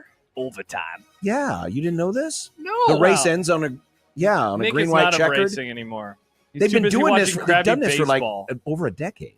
Well, I stopped watching over a decade ago. He's watching UMass. Either way, if the caution happens, they can go beyond the prescribed number of laps, and they do a green, white, checkered finish. All right, let's just get through this crap. Again, you pipe down my over bad. there. I'll look at other stuff on the internet. But the first 2 races have ended with overtime. And this last one, another caution flag came out as they were on the last lap. And instead of the first person to the finish line wins, it was who was ahead when the caution light came on. It is the dumbest thing ever that you can race and finish a race not at the start-finish line. NASCAR overtime has turned into what replay review has in most sports. It was a great idea at first, but the execution and the whole thing just needs to be scrapped, and careful consideration must be given to how it is brought back, if ever. I'm tired of it. I would rather the race end under a yellow flag than end like this. That's how it should end, under the yellow flag. They did everything. It's not exciting. Who cares? That's racing. That's racing. So that's my hot take. I'm with NASCAR overtime now, like I am with instant replay review. Get rid of it. Get rid of it until you can, and then actually sit down and think about it and figure out how you're going to do it and make it work properly, so that we're not waiting 25 minutes while a couple of random officials are standing at the TV monitor. It's stupid. The whole thing's out. I'm throwing the baby out with the bathwater until you all can figure out what the hell you're doing. Don't even get John started on the NASCAR halftime timeout ferry. Nice, Nick. I'm saving the vomit one for last. That's probably a good idea. Hot take, nothing matters. Why do we have opinions on anything? College sports is just going to do whatever they want, much to the chagrin of all of us. That's the lesson from everything in society right now, John, and it's certainly the lesson that I came to the realization of this morning when I was preparing for this segment. Dannon says that he's only heard from 5 fans. That's what he told Tom Schedel of the World Herald. 4 of them were positive about the Tennessee situation. Do I believe him? No. Does anything matter? No. What are they going to do? Get a FOIA and we're going to prove him wrong? Maybe. Will it matter? No. No one's going to care. Nobody cares. The party line is what the party line is. So many people just tell us things and we just lick it up like it's a bowl of cereal or slop. My hot take is just nothing matters. I don't even know why we complain about anything anymore. We're trying to give the folks, the listeners, a better product. Nobody cares. I hate everything.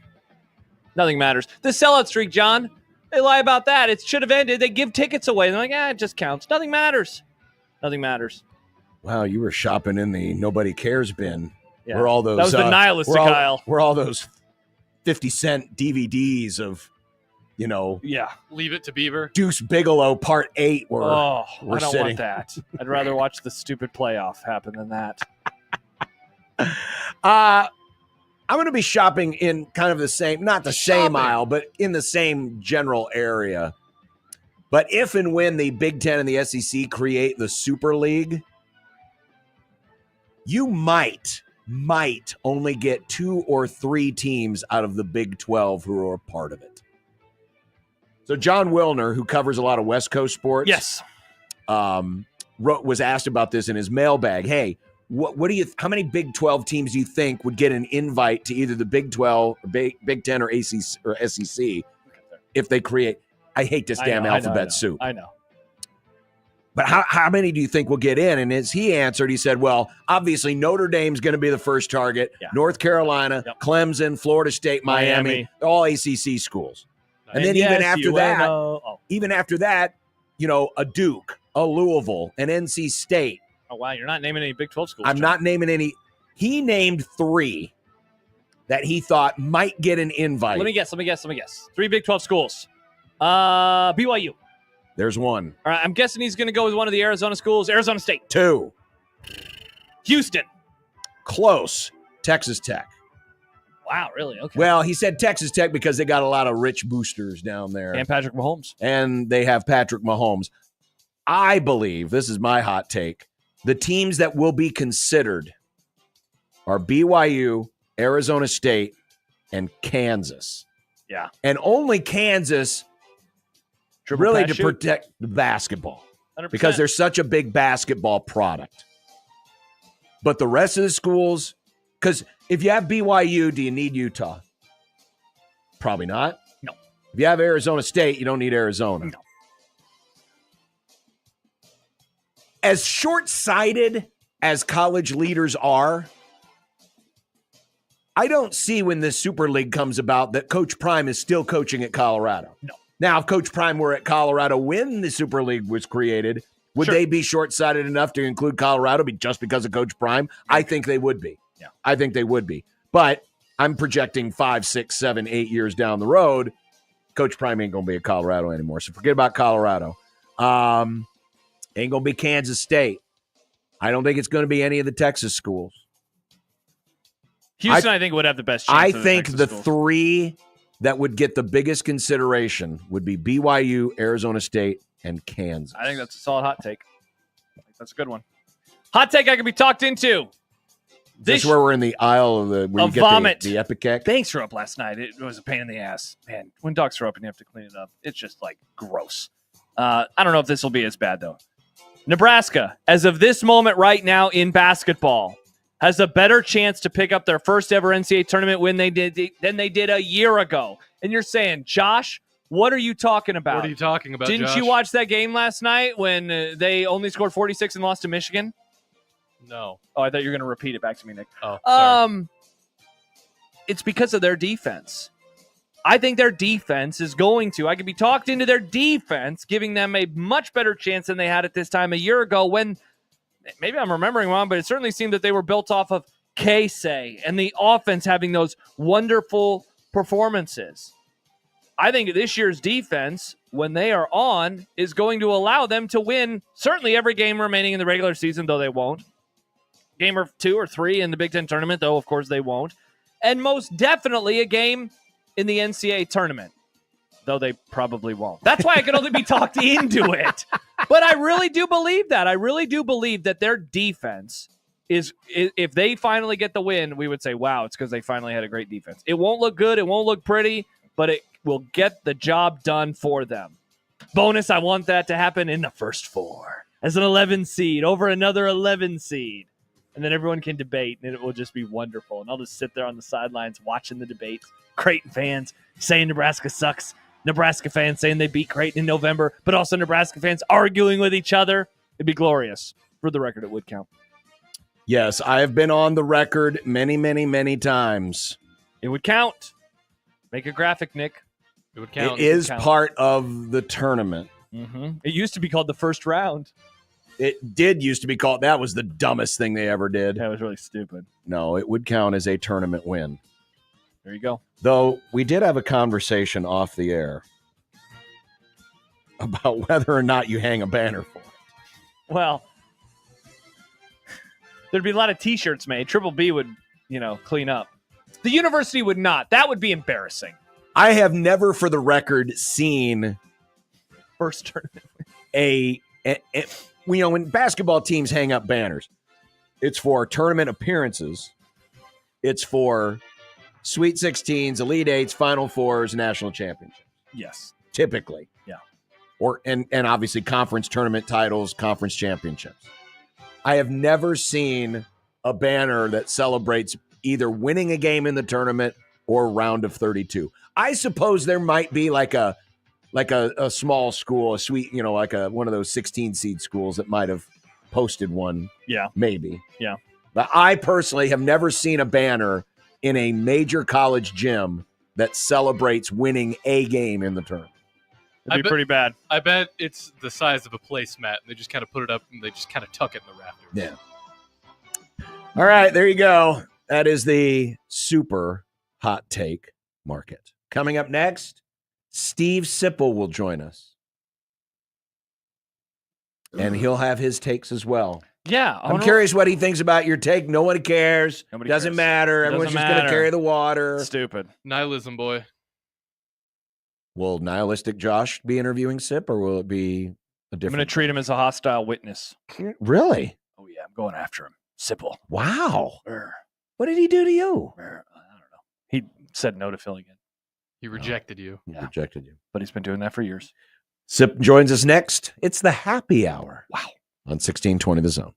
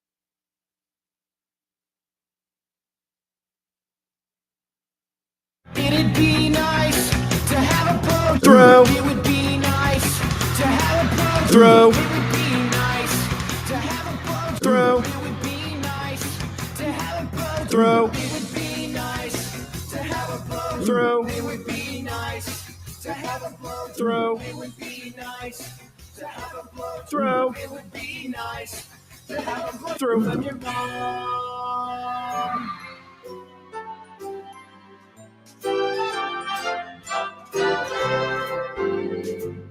Sipple the snowflake is one old triggered soul with reading glasses sitting on his nose and takes that really blow. Sipple the snowflake deserves a mouthpiece to the face. He says LeBron's the GOAT and Steph will choke. Then he runs to his safe space. Hey, we gotta be careful here. He tells us when we speak, but when 10 games air in a day, he thinks that's too many. Oh, Sipple the snowflake says words like mature. He's a blogger now and an honor too, and also really old. I was thinking maybe, we had that great idea about interviewing some of the concert goers who are here in the building today for the Papa Roach acoustic show. Whoa. Yes, yes, Steve Sip? Sipple of HuskerOnline.com. There's concert goers there? There were. They left a couple so hours fast, ago. though. Well, we had this idea. So Papa Roach was playing down in our lounge. Sipple knows what's up. Sip, are you a Roach head? I mean, I know about, early 2000s, Papa Roach was big. Cut my life into pieces. This is my last resort. Suffocation, no breathing. Yeah. Don't give up. If I cut my arm Interesting. It's bleeding. almost like there's a cross section of people who stop follow being Nebraska triggered. sports and listen to Papa Roach. Unreal. Crazy. Unreal. Thank you, Sipple. Anyway, they did about 3 or 4 songs, and they did a Q&A, and they left. But we had this idea because there were a few dozens of folks down there because it's not a huge lounge. But they were there to listen, and we thought we wanted to bring like 4 or 5 of them upstairs just to answer some of the burning sports questions of the day, just to see how they would answer, because not everyone is as tuned into the sports world as we are, right? Sure. But apparently these people left so quickly that no one ever bothered to grab them. So I thought maybe I should just ask them of Sipple. I should just recycle these questions I was going to ask of the Roach heads and ask them of Sipple, who apparently is a Roach head. I love this idea. Well, what I love is why not have Stibbs there to talk about songwriting? Oh, Stibbs could ask the Roaches about their songwriting process, and he could tell them why he's better. Yeah, they could ask him about his songwriting process. Not a bad idea. Maybe that's an idea. This is not you're not about to unveil that this was just a big joke like Happer does to me. No. Papa Roach was really... Yes, Papa Roach was actually here. Yeah. Yeah, they were here. They were down in our lounge. Yeah, we've had a few bands over the years down there. I can't remember who are some of the famous bands, Nick? Not some actual of your bands that people know. Not some of the deep crap that you listen to. I mean, people that actually more than 5 people have heard of. Shinedown. Okay, see, that doesn't even... Wait. Shinedown was in your basement. Yeah, I met Shinedown. They were very nice, Sipple. Yes, Shinedown was in our basement. They were in our crawl space. Wow. The lead singer said he could tell I had a kind soul, and that was the nicest thing I've ever heard. Good Lord. Okay, this person's obviously on crack. Who else? Matt Carney. Matt Carney was there. I'm not familiar. Not familiar. Another early 2000s, more like the soft rock kind of thing. Let's see, who else? Have the Killers ever come here? Not that I know of, but probably. Bummer.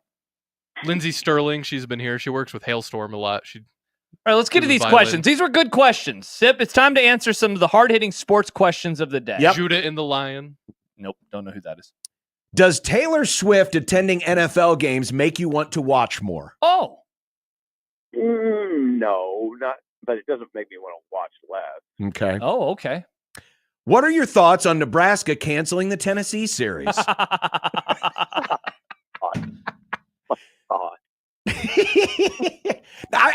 This is why I really wanted to do this exercise. I know, I wanted to get their answers on this. Because I'm guessing, these are people that probably don't listen to our show, and they're, they might be Husker fans, but they're not deeply in tune.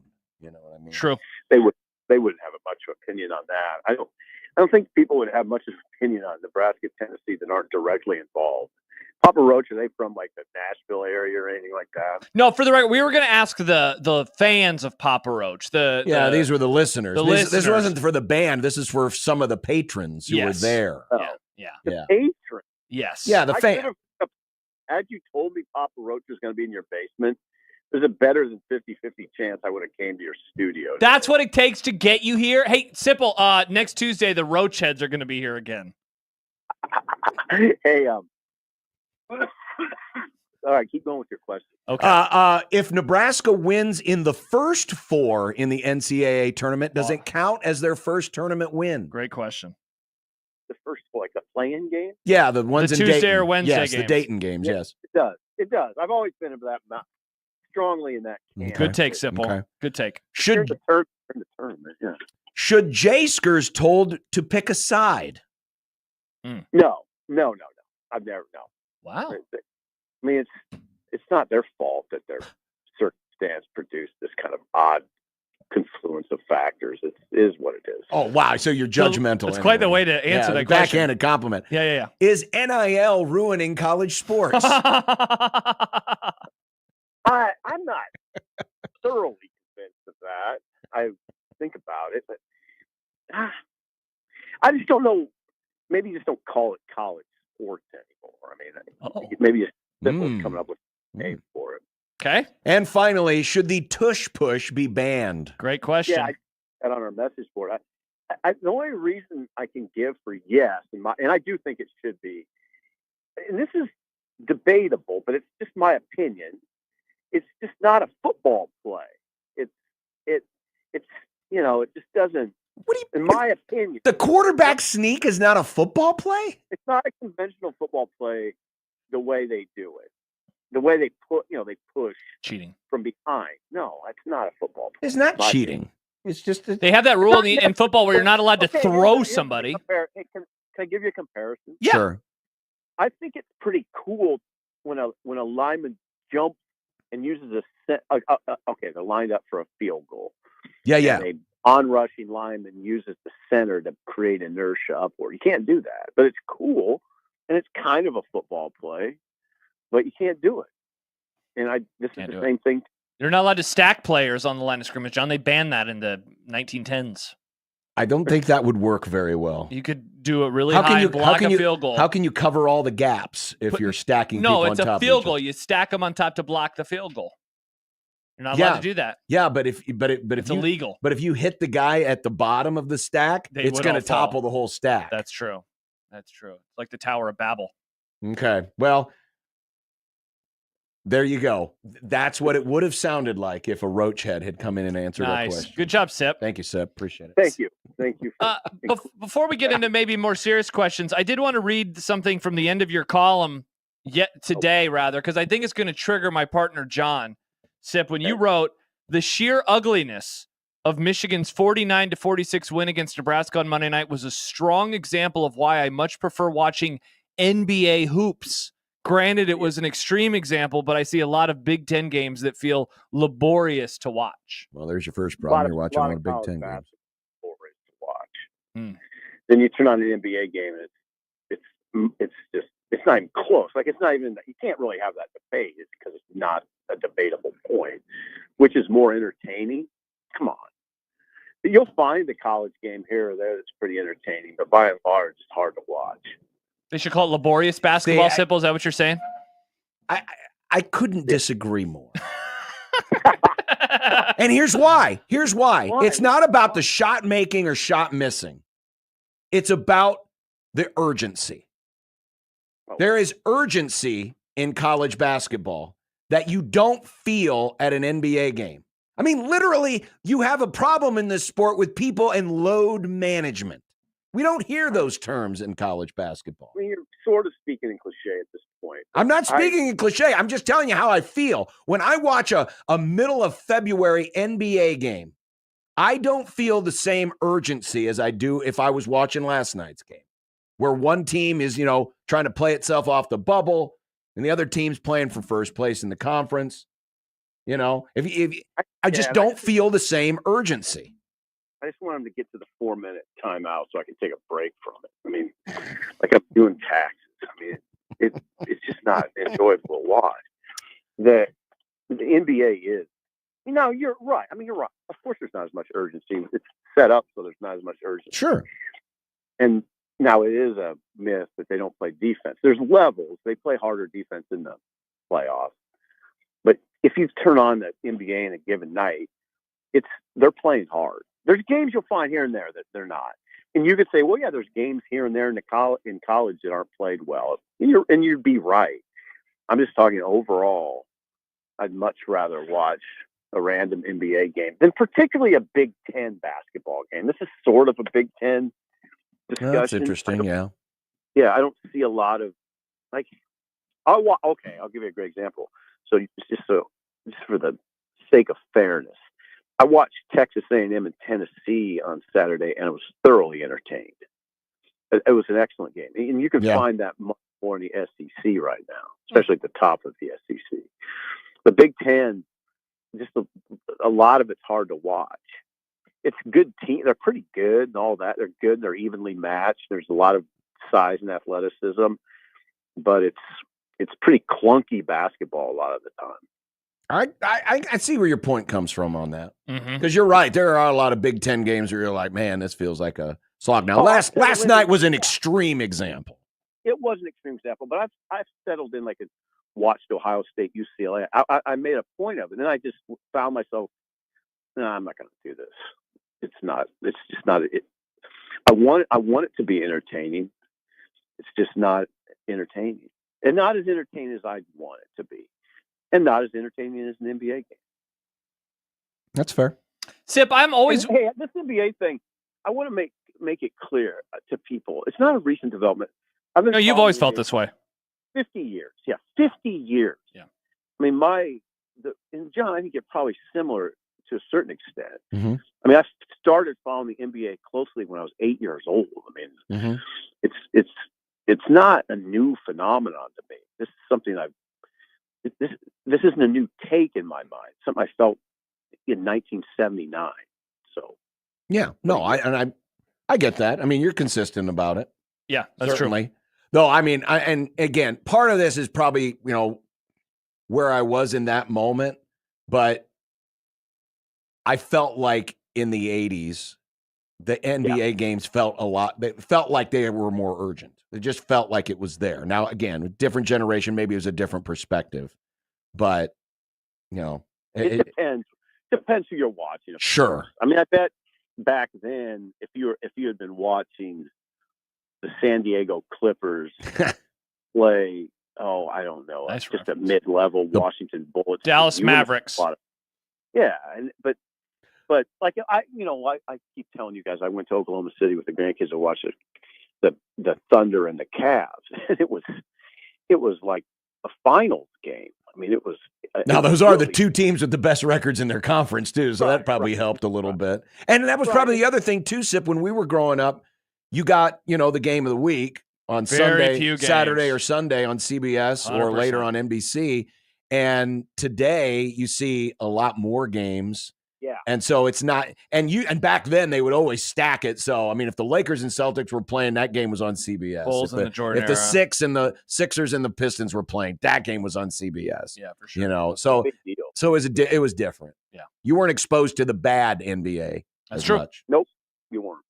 Sip, I'm always kind of wary of asking you about like what other writers are saying, mainly like especially ones that don't work at your publication, just because like it's not what you wrote. But I did because Sam wrote something in his rewind, and I wanted to ask you this in maybe more of a big picture rather than the specifics, because from his perspective, it seems like, I guess I read his column yesterday. I don't know if you read it, but it was almost like Nebraska has felt like they have been doing things wrong as an administration in their scheduling practices, or in maybe being a pushover with the Big Ten with like Friday night games, for example, when Michigan is allowed to say, F you, we're not playing Friday games, whether we're on the road or at home. Do you think that the current administration at Nebraska, whether it's Dannon or whether it's Rule or others, do you feel like they have been frustrated by how their recent forefathers at the university were scheduling games, were doing 2-for-1s, and they are finally saying, no, we're not doing that stuff anymore, like the Tennessee game, for example. We are going to do what we think is best for us and not get pushed around by the Big Ten or something like that. Pushed around by the Big Ten. I don't know what Sam wrote, so I've never even considered that, to be honest. It's possible it's true. It's sort of provocative, it's topical. But I've never go. I mean, obviously I've talked to the administrators, Trev, Moose, a lot. I've never heard it broached.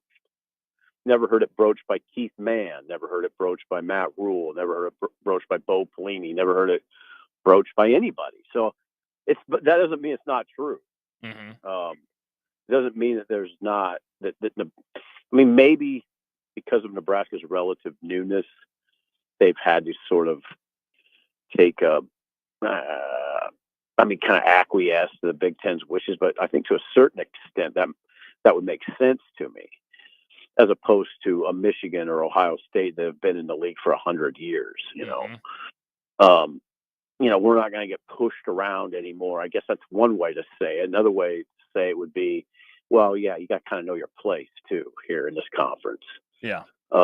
And you're still sort of a Johnny come lately here. So it is what it is. Because there did seem to be a frustration about the opening on the road for what was it, 4 straight years? It was in 2020 against Ohio State, 21 against Illinois, 22 they did the game overseas, and then 23 they played at Minnesota. Now, I don't want to do too much revisionist history, but some of that was because of the weirdness of, COVID played a part in that. And then because of COVID, the Illinois game got moved to Champaign, but they still wanted to do the game overseas. So I don't know. Sometimes I have felt this weird, they're out to get us with the schedule when it's more. Yeah, and there's a common Nebraska refrain. They're out to get us. Yes. Always that. Yeah. That gets a little tiresome and sounds, frankly, kind of weak. Yes. Everybody's conspiring against Nebraska. Oh, okay. So you didn't like those television ratings at Minnesota? That wasn't you didn't want to go to Ireland? there was a lot of excitement initially about it, at least. There would have been more excitement had you played worth a damn, right? Yeah. Some of this is just, I don't know. It sounds kind of weak. Those are opportunities. You can look at those as opportunities. 100%. If they win versus Cincinnati, people are going to be like, God, this is great that we had this opening Thursday at Arrowhead. Yeah, and you're not. And wow, imagine that. No one's complaining about going to Kansas City to play Cincinnati right now. Yeah, but they will if they lose. Why do they have to open against a Big 12 team at a neutral site? I don't like this. I wish it was South Alabama. It's revisionist. It's revisionist history. No, it just there's a weakness that is unappealing to me in that sort of discussion. Yeah, same. So is there a weakness that Nebraska drops Tennessee from their schedule? Is there a perception there that concerns you? Fair question. Real fair question. I guess it comes down to whether you buy into what Troy said, what Troy Dan and the AD said, which is a financial decision. When he said the word, it would be a financial killer for Nebraska to play 7 home games in 2027 at 20% reduced capacity. Financial killer gets your attention. Now, some people have remarked to me, would it really be a financial killer? Some people just don't buy it. I think it's, you have to do a full-blown audit probably to know the truth, but it makes sense to me. It made sense what he was saying. It makes sense to me that you have to be you're stepping through a minefield nowadays as a college AD with your budget. Because of the $20.5 million line item that's new. In Nebraska's case, you too have this looming mega project, this renovation of your stadium. So I don't know. And now I will say this too, just as a personal opinion. Troy Dannon, to me, doesn't strike. Him dodging anything doesn't seem like it's his personality. And I don't know him that well, but I've been around him enough to know now he's formidable. I just wouldn't expect that from him. Now, you would ask the next question: is it possible, like Moose, that he was taking a bullet for his head coach? You can ask the question, and you're never going to know that answer. Frost he messed up, Frost, by talking to people about it. It got out, If you're going to make a move like that, you better be watertight, as the head coach. And I don't know. I don't know about that part, but I bought what Dannon was saying, and I didn't even think about not buying it until a bunch of people sort of, then you start hearing all the talk and you can't help but kind of wonder a little bit. But at the moment, that's what I go by. At the moment, I was like, yeah, it makes sense. It makes sense. 7 home games, 20% reduced capacity over 7 games, talking $8 million a game. An 8th game makes up that money, and that's, to me, it's kind of that simple. So how do you weigh that then with what Rule said a year ago before Trev Alberts was on his way to College Station to go to Texas A&M? Because he talked last year, basically a year ago this week, about wanting to change the scheduling structure and not play these power schools in the non-conference anymore because of the Big Ten expansion. Right. Now, so the question is Rule's, are his thoughts independent of his ADs in this discussion? So why wouldn't, I don't know. I mean, no, I get it. I understand that part of it. But Dannon he didn't take the conversation in that direction. He took it in a whole nother direction. So that's where we're at. Do you think, Sip, that do you think there's some concern internally over how people across the state will react when we see the numbers on this project, or in how maybe Nebraska is planning on paying for it? That there might be concern in how it's going to be received publicly. I don't know. Not right now. I don't. Okay. I don't have that. I don't have those sorts of thoughts. They'll have to be smart in how they roll it out and how it's explained and how it's all that. But I think they'll be responsible that way. I think a lot of people understand it has to happen. Some form of it has to happen. So I don't want to prejudge it, John. I don't. Right. I just want to I always take it step by step, and so far everything that's been said makes sense to me. So let me ask you this, and this is going to be the last time I ask a guest this question because I think I've done it for the last couple of days, but it's this. Did they just make a mistake then by not moving forward with the previous plan? Or is this going to be like different enough, regardless of if it's more money, it's going to be different enough that they just didn't like whatever Trev's plan was compared to the new one? I don't know how they stack up, Josh. Maybe you know more than I do. I don't know how they stack up. Well, we don't know what the second one is yet. And yeah, it seems like there's going to be more east-west stuff and less south stuff compared to the Trev plan, which was pretty much all south. Yeah. Well, they're going to rip down that south though in this plan too. So I don't know how much different it's going to be. The price tag I don't think the price tag is going to be too much different, right? I mean, you don't know. You don't know what the price tag is. Well, the cost of the materials are going up. So that's why I think it's going to cost more money. Yeah, I mean, it's going to be you can safely say a $500 million project. Yeah. But I don't know how safe I'd feel about saying it's a $700 million. Like Penn State? Project. Yeah, I wouldn't. In fact, I wouldn't feel safe at all. I think you're in the 500 million range, and I wouldn't go too much over 600 million if you're going to go there at all. From what I've heard, it's not like I haven't talked to people. I mean, I think that's what we're talking about. So it's pretty comparable, right? Because Trev's was announced if I'm remembering right, it was announced at 450 million. Mm-hmm. That sounds right. But right away it was not. But it's not going to be 450 million. It's going to be more. It's going to be more than that, yeah. Yeah. So it feels kind of similar to me. Josh, I got to tell you, as far as the nuts and bolts of it and there's only so much you can do to a stadium that I don't even know that I care too much about how much different the plans are, right? It's a stadium. I mean, how much different can they be? Well, and that was always my point is if it's not going to be that much different, then did they make a mistake by not just moving forward with it right now? Because they could be, in theory, building it right now. Oh, well, I don't know. Because this was supposed to be the off season. They tore down the South Stadium, right? Yep. They're supposed to do it after the Wisconsin game. I don't think it was. I don't think there's any kind of time frame attached to it that made. I don't think there's any urgency attached to it, unless you're just talking about materials going up and the price of materials. Maybe they can come down.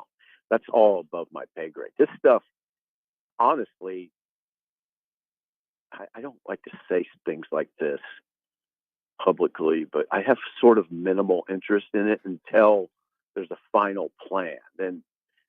But all the stages leading up to it are sort of tedious to me.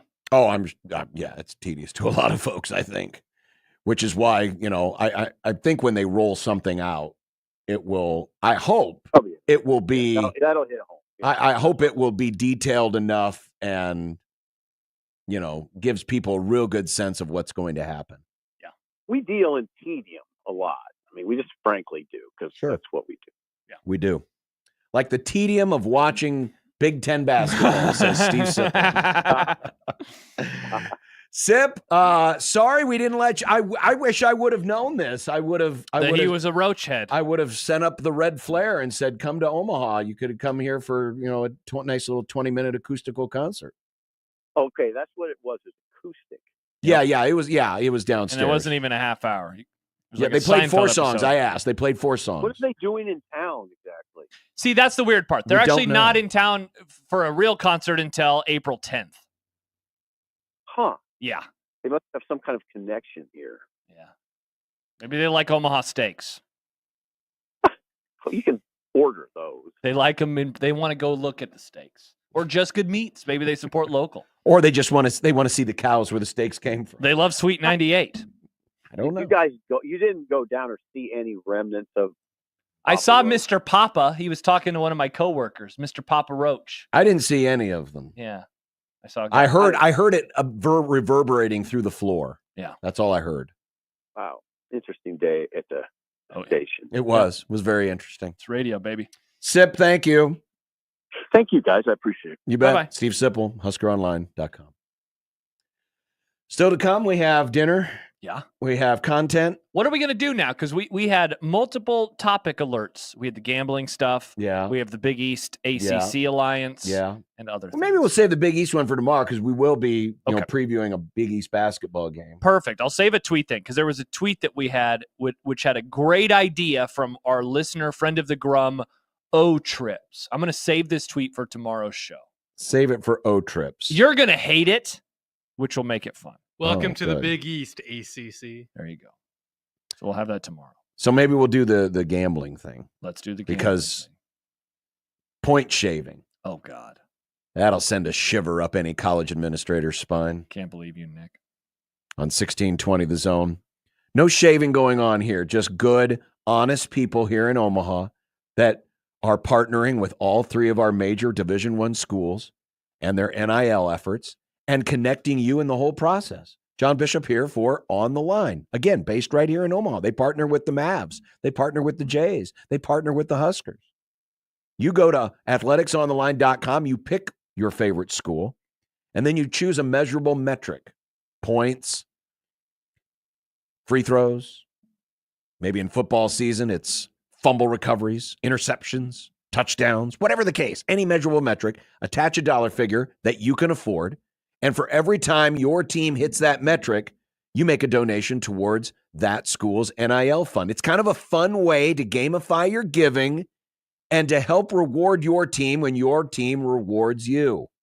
So visit athleticsontheline.com and find out more how you can get involved in NIL and help your favorite school recruit and retain the best college athletes. Again, that website is athleticsontheline.com. For On the Line, athleticsontheline.com.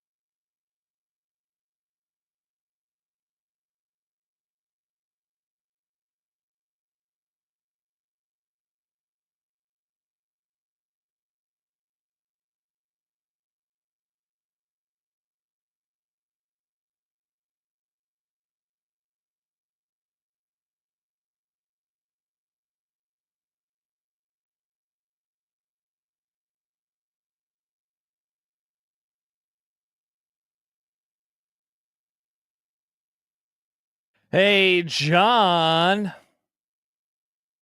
What's your favorite sport? Wrong. It's college hockey. And UNO Hockey has its final home series this weekend. And 1620 The Zone has your way in. Friday night, UNO is taking on a state that I think of when I think of hockey, Arizona State. At Baxter, 7:07 puck Did drop. we pick this game in predictions? Yeah, we like picking games far in advance. It's kind of like how we did it around Christmas time. Gary and Matt and the Connor Happer Show are going to have tickets for that. And then you and me and Nick, even Nick, on our One Beer Friday segment, Nick is going to slide into some DMs and is going to pick a winner that can go to the game on Saturday. Saturday, senior night, and the Mavs are asking fans to wear white for a whiteout game. Listen to Gary and Matt, the Connor Happer Show, and the Grum every day this week for your chance to win. There is a gentleman. Speaking of winning, I use the name gentleman very loosely. His name is Shane Hennon. And he has gotten himself in some hot water regarding his sports betting. Authorities say he has helped orchestrate what appears to be one of the most pervasive point-shaving scandals in North American sports history. North American. That includes our hat, and that includes our pants. Canada and Mexico. That's true. Get it? Yep. In a court filing And last torso. month, the Office of Acting U.S. Attorney of the Eastern District of New York vouched for substantial evidence that Hennon was involved in illicit financial transactions and fraudulent sports wagers totaling millions of dollars, resulting in potentially millions of dollars worth of illicit profits and money laundering transactions. Not good. Hennon is linked to Jonte Porter. Yes. Jonte Porter, who was banned for life last summer by the NBA for taking himself out of games in 2024 so gamblers could win prop bets on his performance. So gambler would go in and say, oh, Porter's total on points is 9.5. He'd play. I'm going to hang on the under. He'd play, so he would be out there, and then he would leave with an injury, then the under bets would hit. Bingo. And they caught him, and he is now banned for life. Banned for life. Another investigation into another NBA player has been tied to this. Is it Rozier? Is it pronounced Terry Rozier? Rozier, yeah. It is Terry Rozier, because I've sometimes Rozier, yeah. NBA says that investigator Rozier didn't find any violations, but they are cooperating with the Eastern District. But again, he has been linked to this gentleman, Shane Hennon. Yeah, and the story is from SI.com. Michael Rosenberg and John's favorite writer of all time, Pat Forty, put out this story earlier today. So here's my question for you about it. Because you mentioned this guy, Shane. Shane, what's it again? Shane Hennon. Shane Hennon. And I mean, he doesn't seem like a person that I would ever want to spend time with, and I don't think you would ever want to spend time with either. Federal agents arrested him, say he was carrying multiple cell phones, nearly $10,000 in cash, and an alibi he offered unprompted, which is hilarious. He was traveling to Colombia for dental treatment. Shane, our old boss Mike, handshake meme. But here's my question. We didn't totally have the evidence with him in here, right? Because I read this story. Mm-hmm. It's really fascinating. Mm-hmm. But I feel like I am missing something. Because it goes through, at one point, all these bets. Or all these it's a combination of bets, but also these games. Some of them involving Temple. God, Temple's name showed up in this story a lot. Where they would have these games, and he would bet on them, and they would easily cover. And of course, the implication with every single one of those was, I guess my implication was, he knows somebody on the roster, and there's some fixing going on. There's a couple of suspensions that are reported in the story where the player missed it, and it's for reasons that the university didn't want to talk about, right? That they're not going to go public with. The same weekend, Hennon bet on Longwood to cover its 3.5-point first-half spread against Campbell in the quarterfinal of the Big South. Longwood covered its first-half spread, leading by 6 at the break before getting outscored by 19 in the second half. He sometimes would post these pictures of the tickets that he had right on Instagram. So anyway, my question is what's the there? Because it seems like they have some sort of information. the gambling watchdog used to be called U.S. Integrity. Now they've changed their name to Integrity Compliance 360. I like U.S. Integrity a lot better. People love saying 360. It's not a very Yeah. marketable name. The first one was But better. they started receiving reports from offshore properties about unusual betting on 5 Temple games last year. See, and that's the thing. Temple shows up in this story a lot. And then there was a 6th one that spurred the firm to issue an alert to be sent to gaming regulators nationwide. There were also ties to, there's a tie to one player in the Temple probe, Hyzier Miller, who was their leading scorer. And in that one Alabama-Birmingham game, he only scored 8 points on 3 of 9 shooting with 3 turnovers.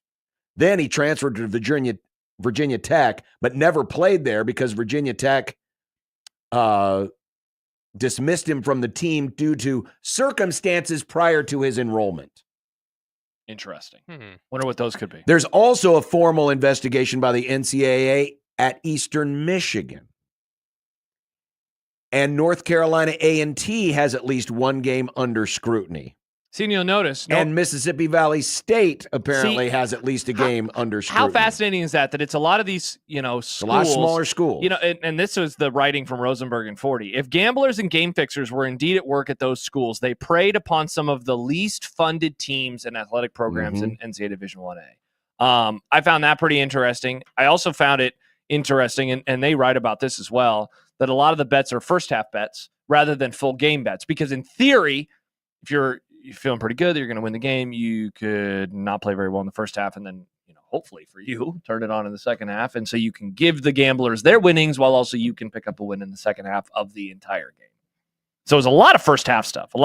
Yes, it was. But again, I guess I'm looking forward, John, to the follow-up because there's a lot of information in and here. that's probably going to happen once the court case begins, because that's when the U.S. District Attorney's Office is going to reveal a lot of this stuff. But then the question becomes, where does the investigation go from the NCAA side of things if there were any involvement inside with the schools and or athletes involved? Yeah. Most likely it's going to be into athletes because those are the people that they'll go to try to shave points. And so again, it's a lot of these lesser funded universities all around the country, that are not going to have much in the NIL component. Nope. And, this is always the awkward part where we say, like, this is actually why legalized sports gambling is good because it allows you to catch this stuff, if rather than it being, I guess some of it is offshore booking, but if it's just a local bookmaker versus, an actual reputable website, you're probably not going to catch as much stuff. But the other part about legalized sports gambling is now there's more people are betting, and in a way, more people can get the hooks into these athletes. Precisely. Really interesting story. Coming up next, content. Today in content, we have a lot of football stuff today. Let's go. A lot of football stuff John, today. We have baseball on right now. I John. know. The countdown is on, Nick. But Josh is getting old pouty over here. Even though he's the one that he doesn't want football anymore because football made his feelings hurt. Because the Eagles won the Super Bowl. Among other things. Remember that? Remember the Eagles winning the Super Bowl? Yeah, Josh? but remember, we're now on to 2025. See, in 2025, no one has won a Super Bowl. So, 2025 NFL season, way better than 2024. For now. It could turn sour, like the milk that we had in our fridge. I guess we'll find out if the milk turns sour on 1620 The Zone.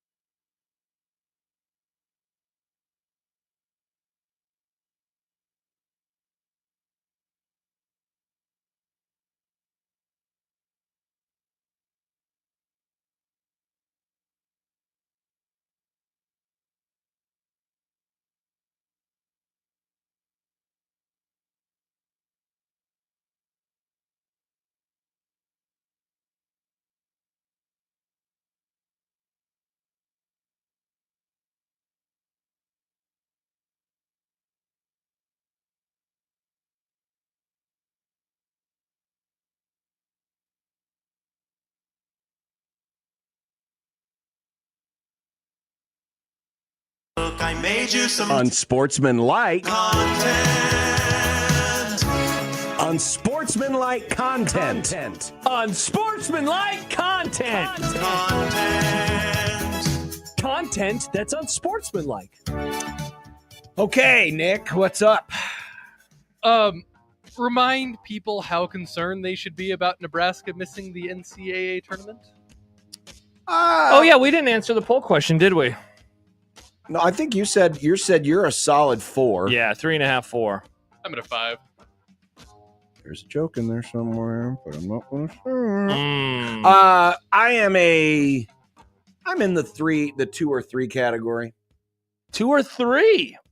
Interesting. Again, the math, I don't think the math has changed since 24 hours ago. I thought if they win 2 more games, they're in a really good spot. There's 3 games left. There are still 2 opportunities to win games. Now, they missed an opportunity last night, but also last night's game was against the toughest team remaining on the schedule. Thus, to me, the math hasn't changed. I guess the only thing that is concerning, or the reason why my concern level is higher than a 1, is the lack of consistency. We talked about that earlier in terms of defense. Put out a great defensive effort last night. Yeah. But that also followed up their worst defensive effort of the season, according to the metrics, the game before against Penn State. So there's an inconsistency there that makes me wonder if they're going to win 2 out of the next 3 games. But the math is still the math. And so that's why I'm sitting at a 2 or a 3. We discussed it in passing yesterday and a little bit today. Yeah, it was simple. They are trying to get rid of the tush push. They're trying to get it banned. Oh. Will they be successful? I hope not. I mean, if you want to reinvoke the you can't help a runner, which used to be the rule. A great rule it was, John. But the fact that this is being picked on, I think there's a lot of other bigger fish to fry in this league versus this. Like? Well, we'll talk about it here in a little bit. Oh, okay. There's a kickoff problem. There's a lot of different problems. I don't know. The tush push has never bothered me. So I will say the amazing thing to me is how the Eagles always seem to be in position where they need to use the tush push. Like they're always facing 3rd and 1 or 4th and 1. It's amazing how often they face short yardage. Yeah, it really is. So here's an idea. Stop the plays before that so that it's 4th and 5 instead of 4th and 1. Great point, John. Look, it's hard for me to discuss this without anyone thinking that my biases are not involved, right? Like, you're not going to listen to anything I say. If I say ban it, you're going to say Eagles I don't listen hater. to anything you say anyway. Very fair point. I would say, and you brought up. But a lot of teams are now using it, too. It's not just the Eagles. The Eagles are just They just do it the best. They're the team that did it first and did it best. But you brought up the thing that I guess surprised me, and that is that other players are able to help out ball carriers. When I was growing up, I mean, the Bush push is a very famous play because it should have been illegal. It should have been a penalty. That Reggie Bush pushed Matt Leinart into the end zone when they beat Notre Dame back in 2005. Linemen are able to grab a running back and pull them into the end zone. I don't like that. I think it's weird. I thought it was weird when they undid that rule. So I would be okay with getting rid of it because I do think that stuff is strange that they allow it. Forget about how dangerous the play is or isn't. I'm just surprised that they do allow that because for the longest time it was not allowed.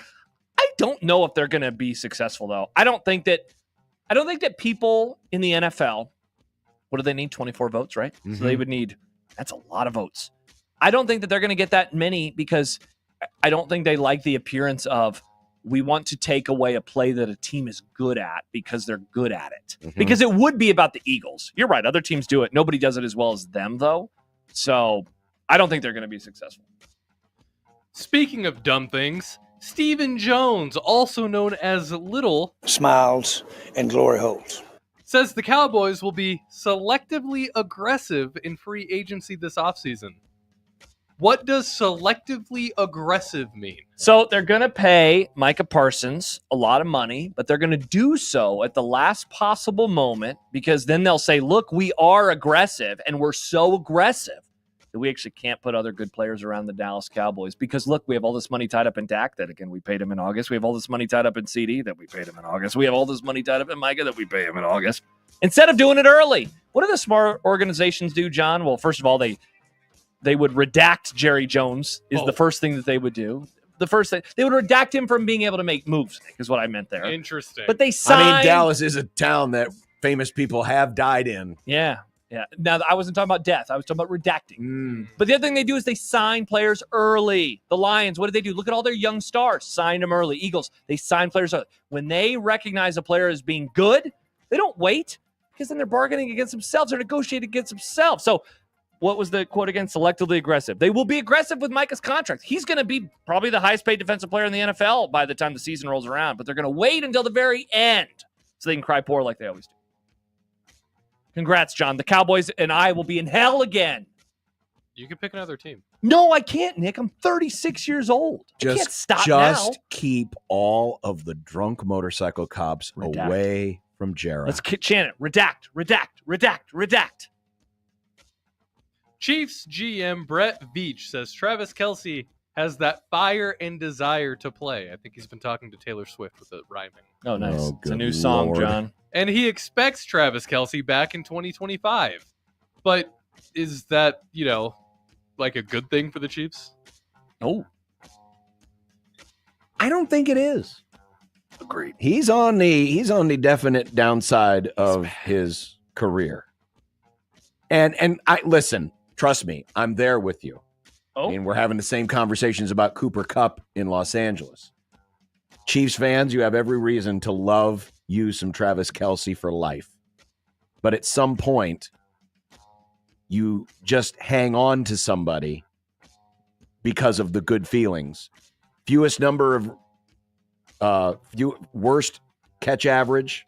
Yikes. Fewest touchdowns. Also, fewest yards per game. He's slow, John. He's so slow. He runs like a player from the 50s. Yeah, he's so slow. This isn't the same guy you had 3 years ago, even 2 years ago. And he's going to cost you a lot of money. And it's going to cost you a lot of money. Yeah. I get it. You want to have him there because, he's part of that core, but I don't know if this is necessarily a good thing. Unless he decided by coming back, they restructure his contract in a way where it's not going to hurt the team, where they could go out and, sign another offensive lineman or have some room under the cap to rebuild some things that you need to rebuild. But unless he's coming back at a deeply discounted price, I do not think this is a good move for Kansas City. Couldn't agree with you more. Good news, everybody. The NFL Combine is going on this week. Oh. The Underwear Olympics. How have we made it to the end of our Tuesday show without talking about the NFL Combine? Wow, how have we made it here, John? I don't know. Man, remember when the show was severe pilled and he had 8 draft analysts on a day at this time of year? My Lord. Those days are long gone. I'm glad we talk about college baseball now. Suck on that. Actually, you know what? Let's bring back the Michael Severe days. Never mind, Nick. Good. Boo. That's a great argument for the Michael Severe. Could we just, instead of the Underwear Olympics, could we just get the rubber match of USA versus Canada? I'd like to see that. Oh, sure. Why not?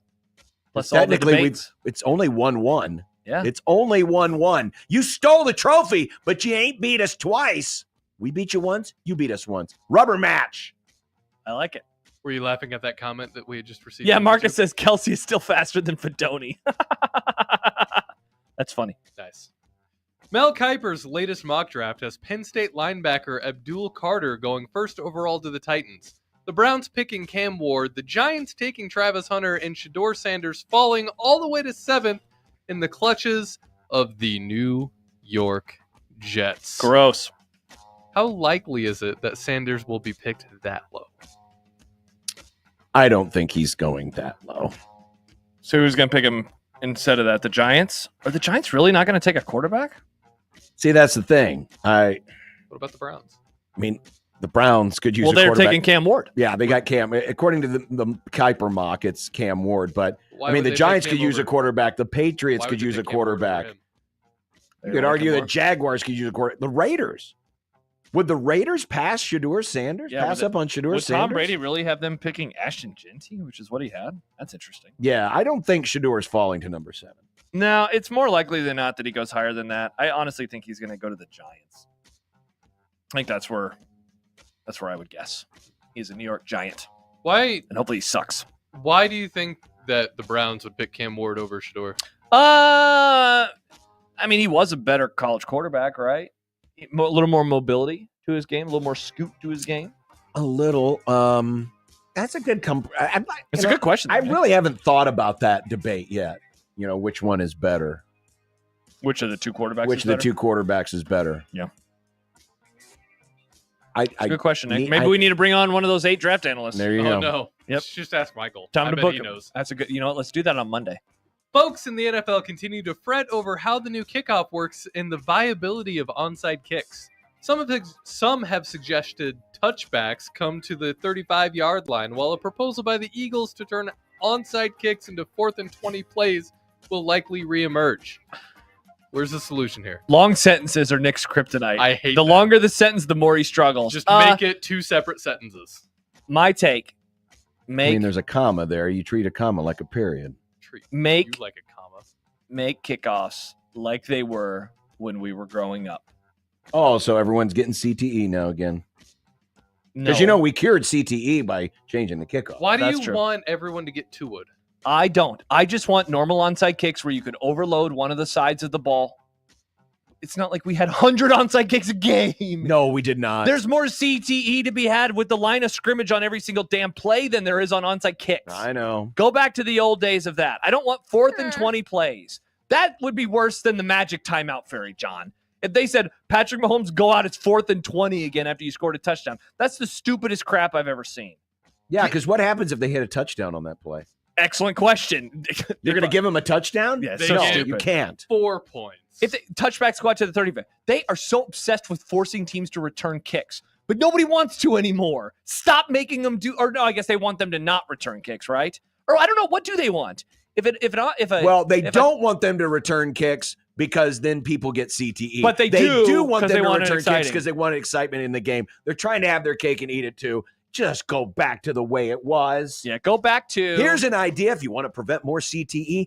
How about don't schedule 17 games in a regular season, proposing 18 games in a regular season? You will not convince me, NFL, that you're not being hypocritical. Of course they're not. Jordan says, Josh says, bring back the wedge. Yeah, that wasn't a violent formation. Just bring back the wedge formation. Remember that on kickoffs? They banned it, Nick. It was bad. People died. Actual dead. We had a form That was of- we also had a back in version a of time that when in they high school. weren't really wearing any protective gear. Yeah. They were Middle wearing school, I leather and thinking, "Oh, this piece of leather will save The wedge me." is allowed on offense. It's not allowed on returns. That's the issue. Yeah. Finally, an NC State player is the latest to sue the NCAA, saying his ability to earn has been unfairly limited after he was injured halfway through last season. Cornerback Corey Coley is suing to get a 6th year of eligibility. What will stop this? Sadly, the only thing that's going to stop this is President T and friends. President T. It's gonna require Congress. It's gonna require an antitrust exemption. It's gonna require the things that the NCAA has been begging for the last handful of years. That's the only thing that's gonna stop this. Dumb.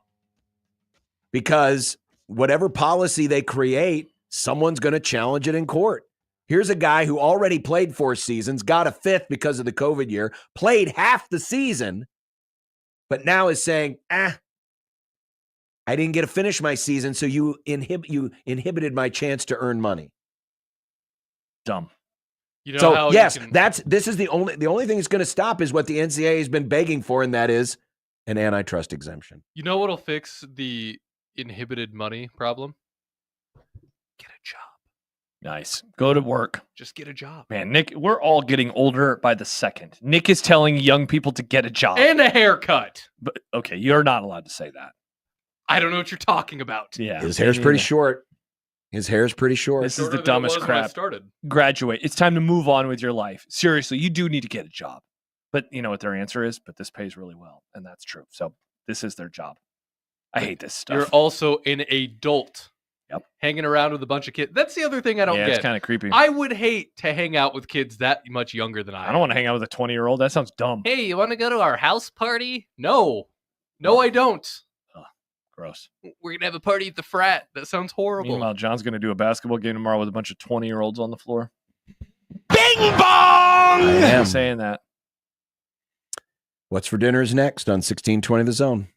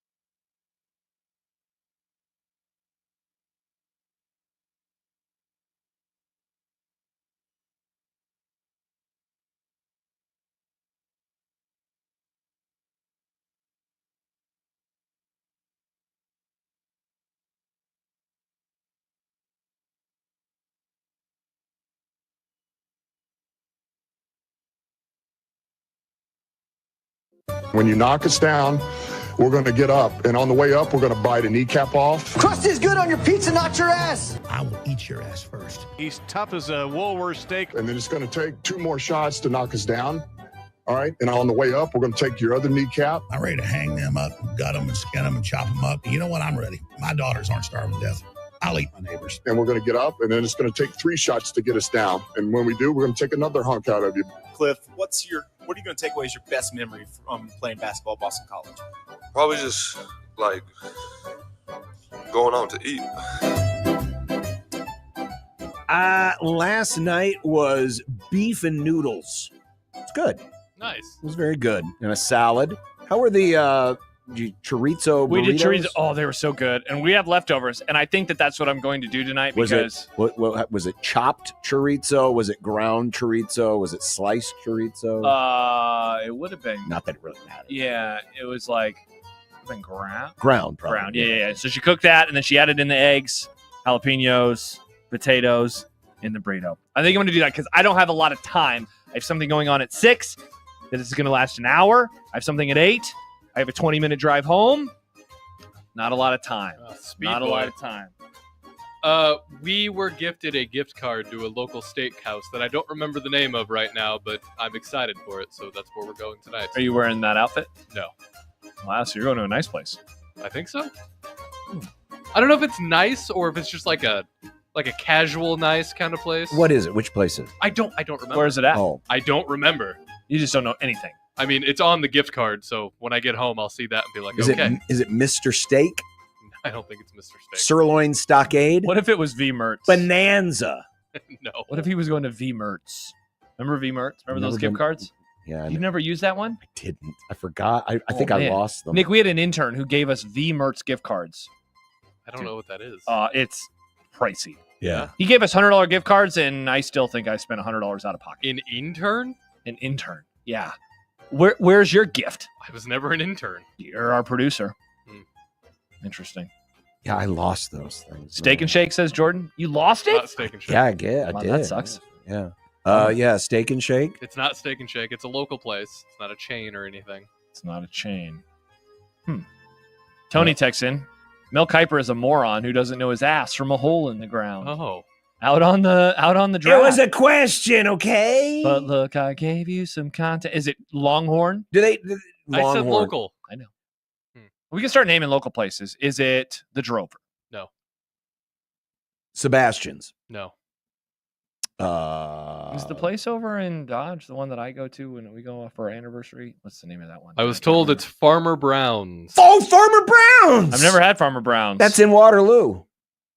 Oh, I've heard of Farmer Brown's. I don't think I've ever had Farmer Brown's.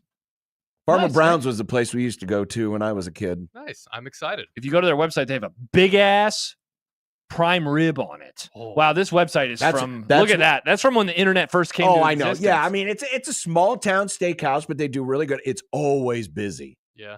Always busy. You have a reservation, Nick? I don't know if we need And it's one of those classic Nebraska steakhouses where they give you get a vegetable on the side or you can get a side of spaghetti. Oh, that's weird.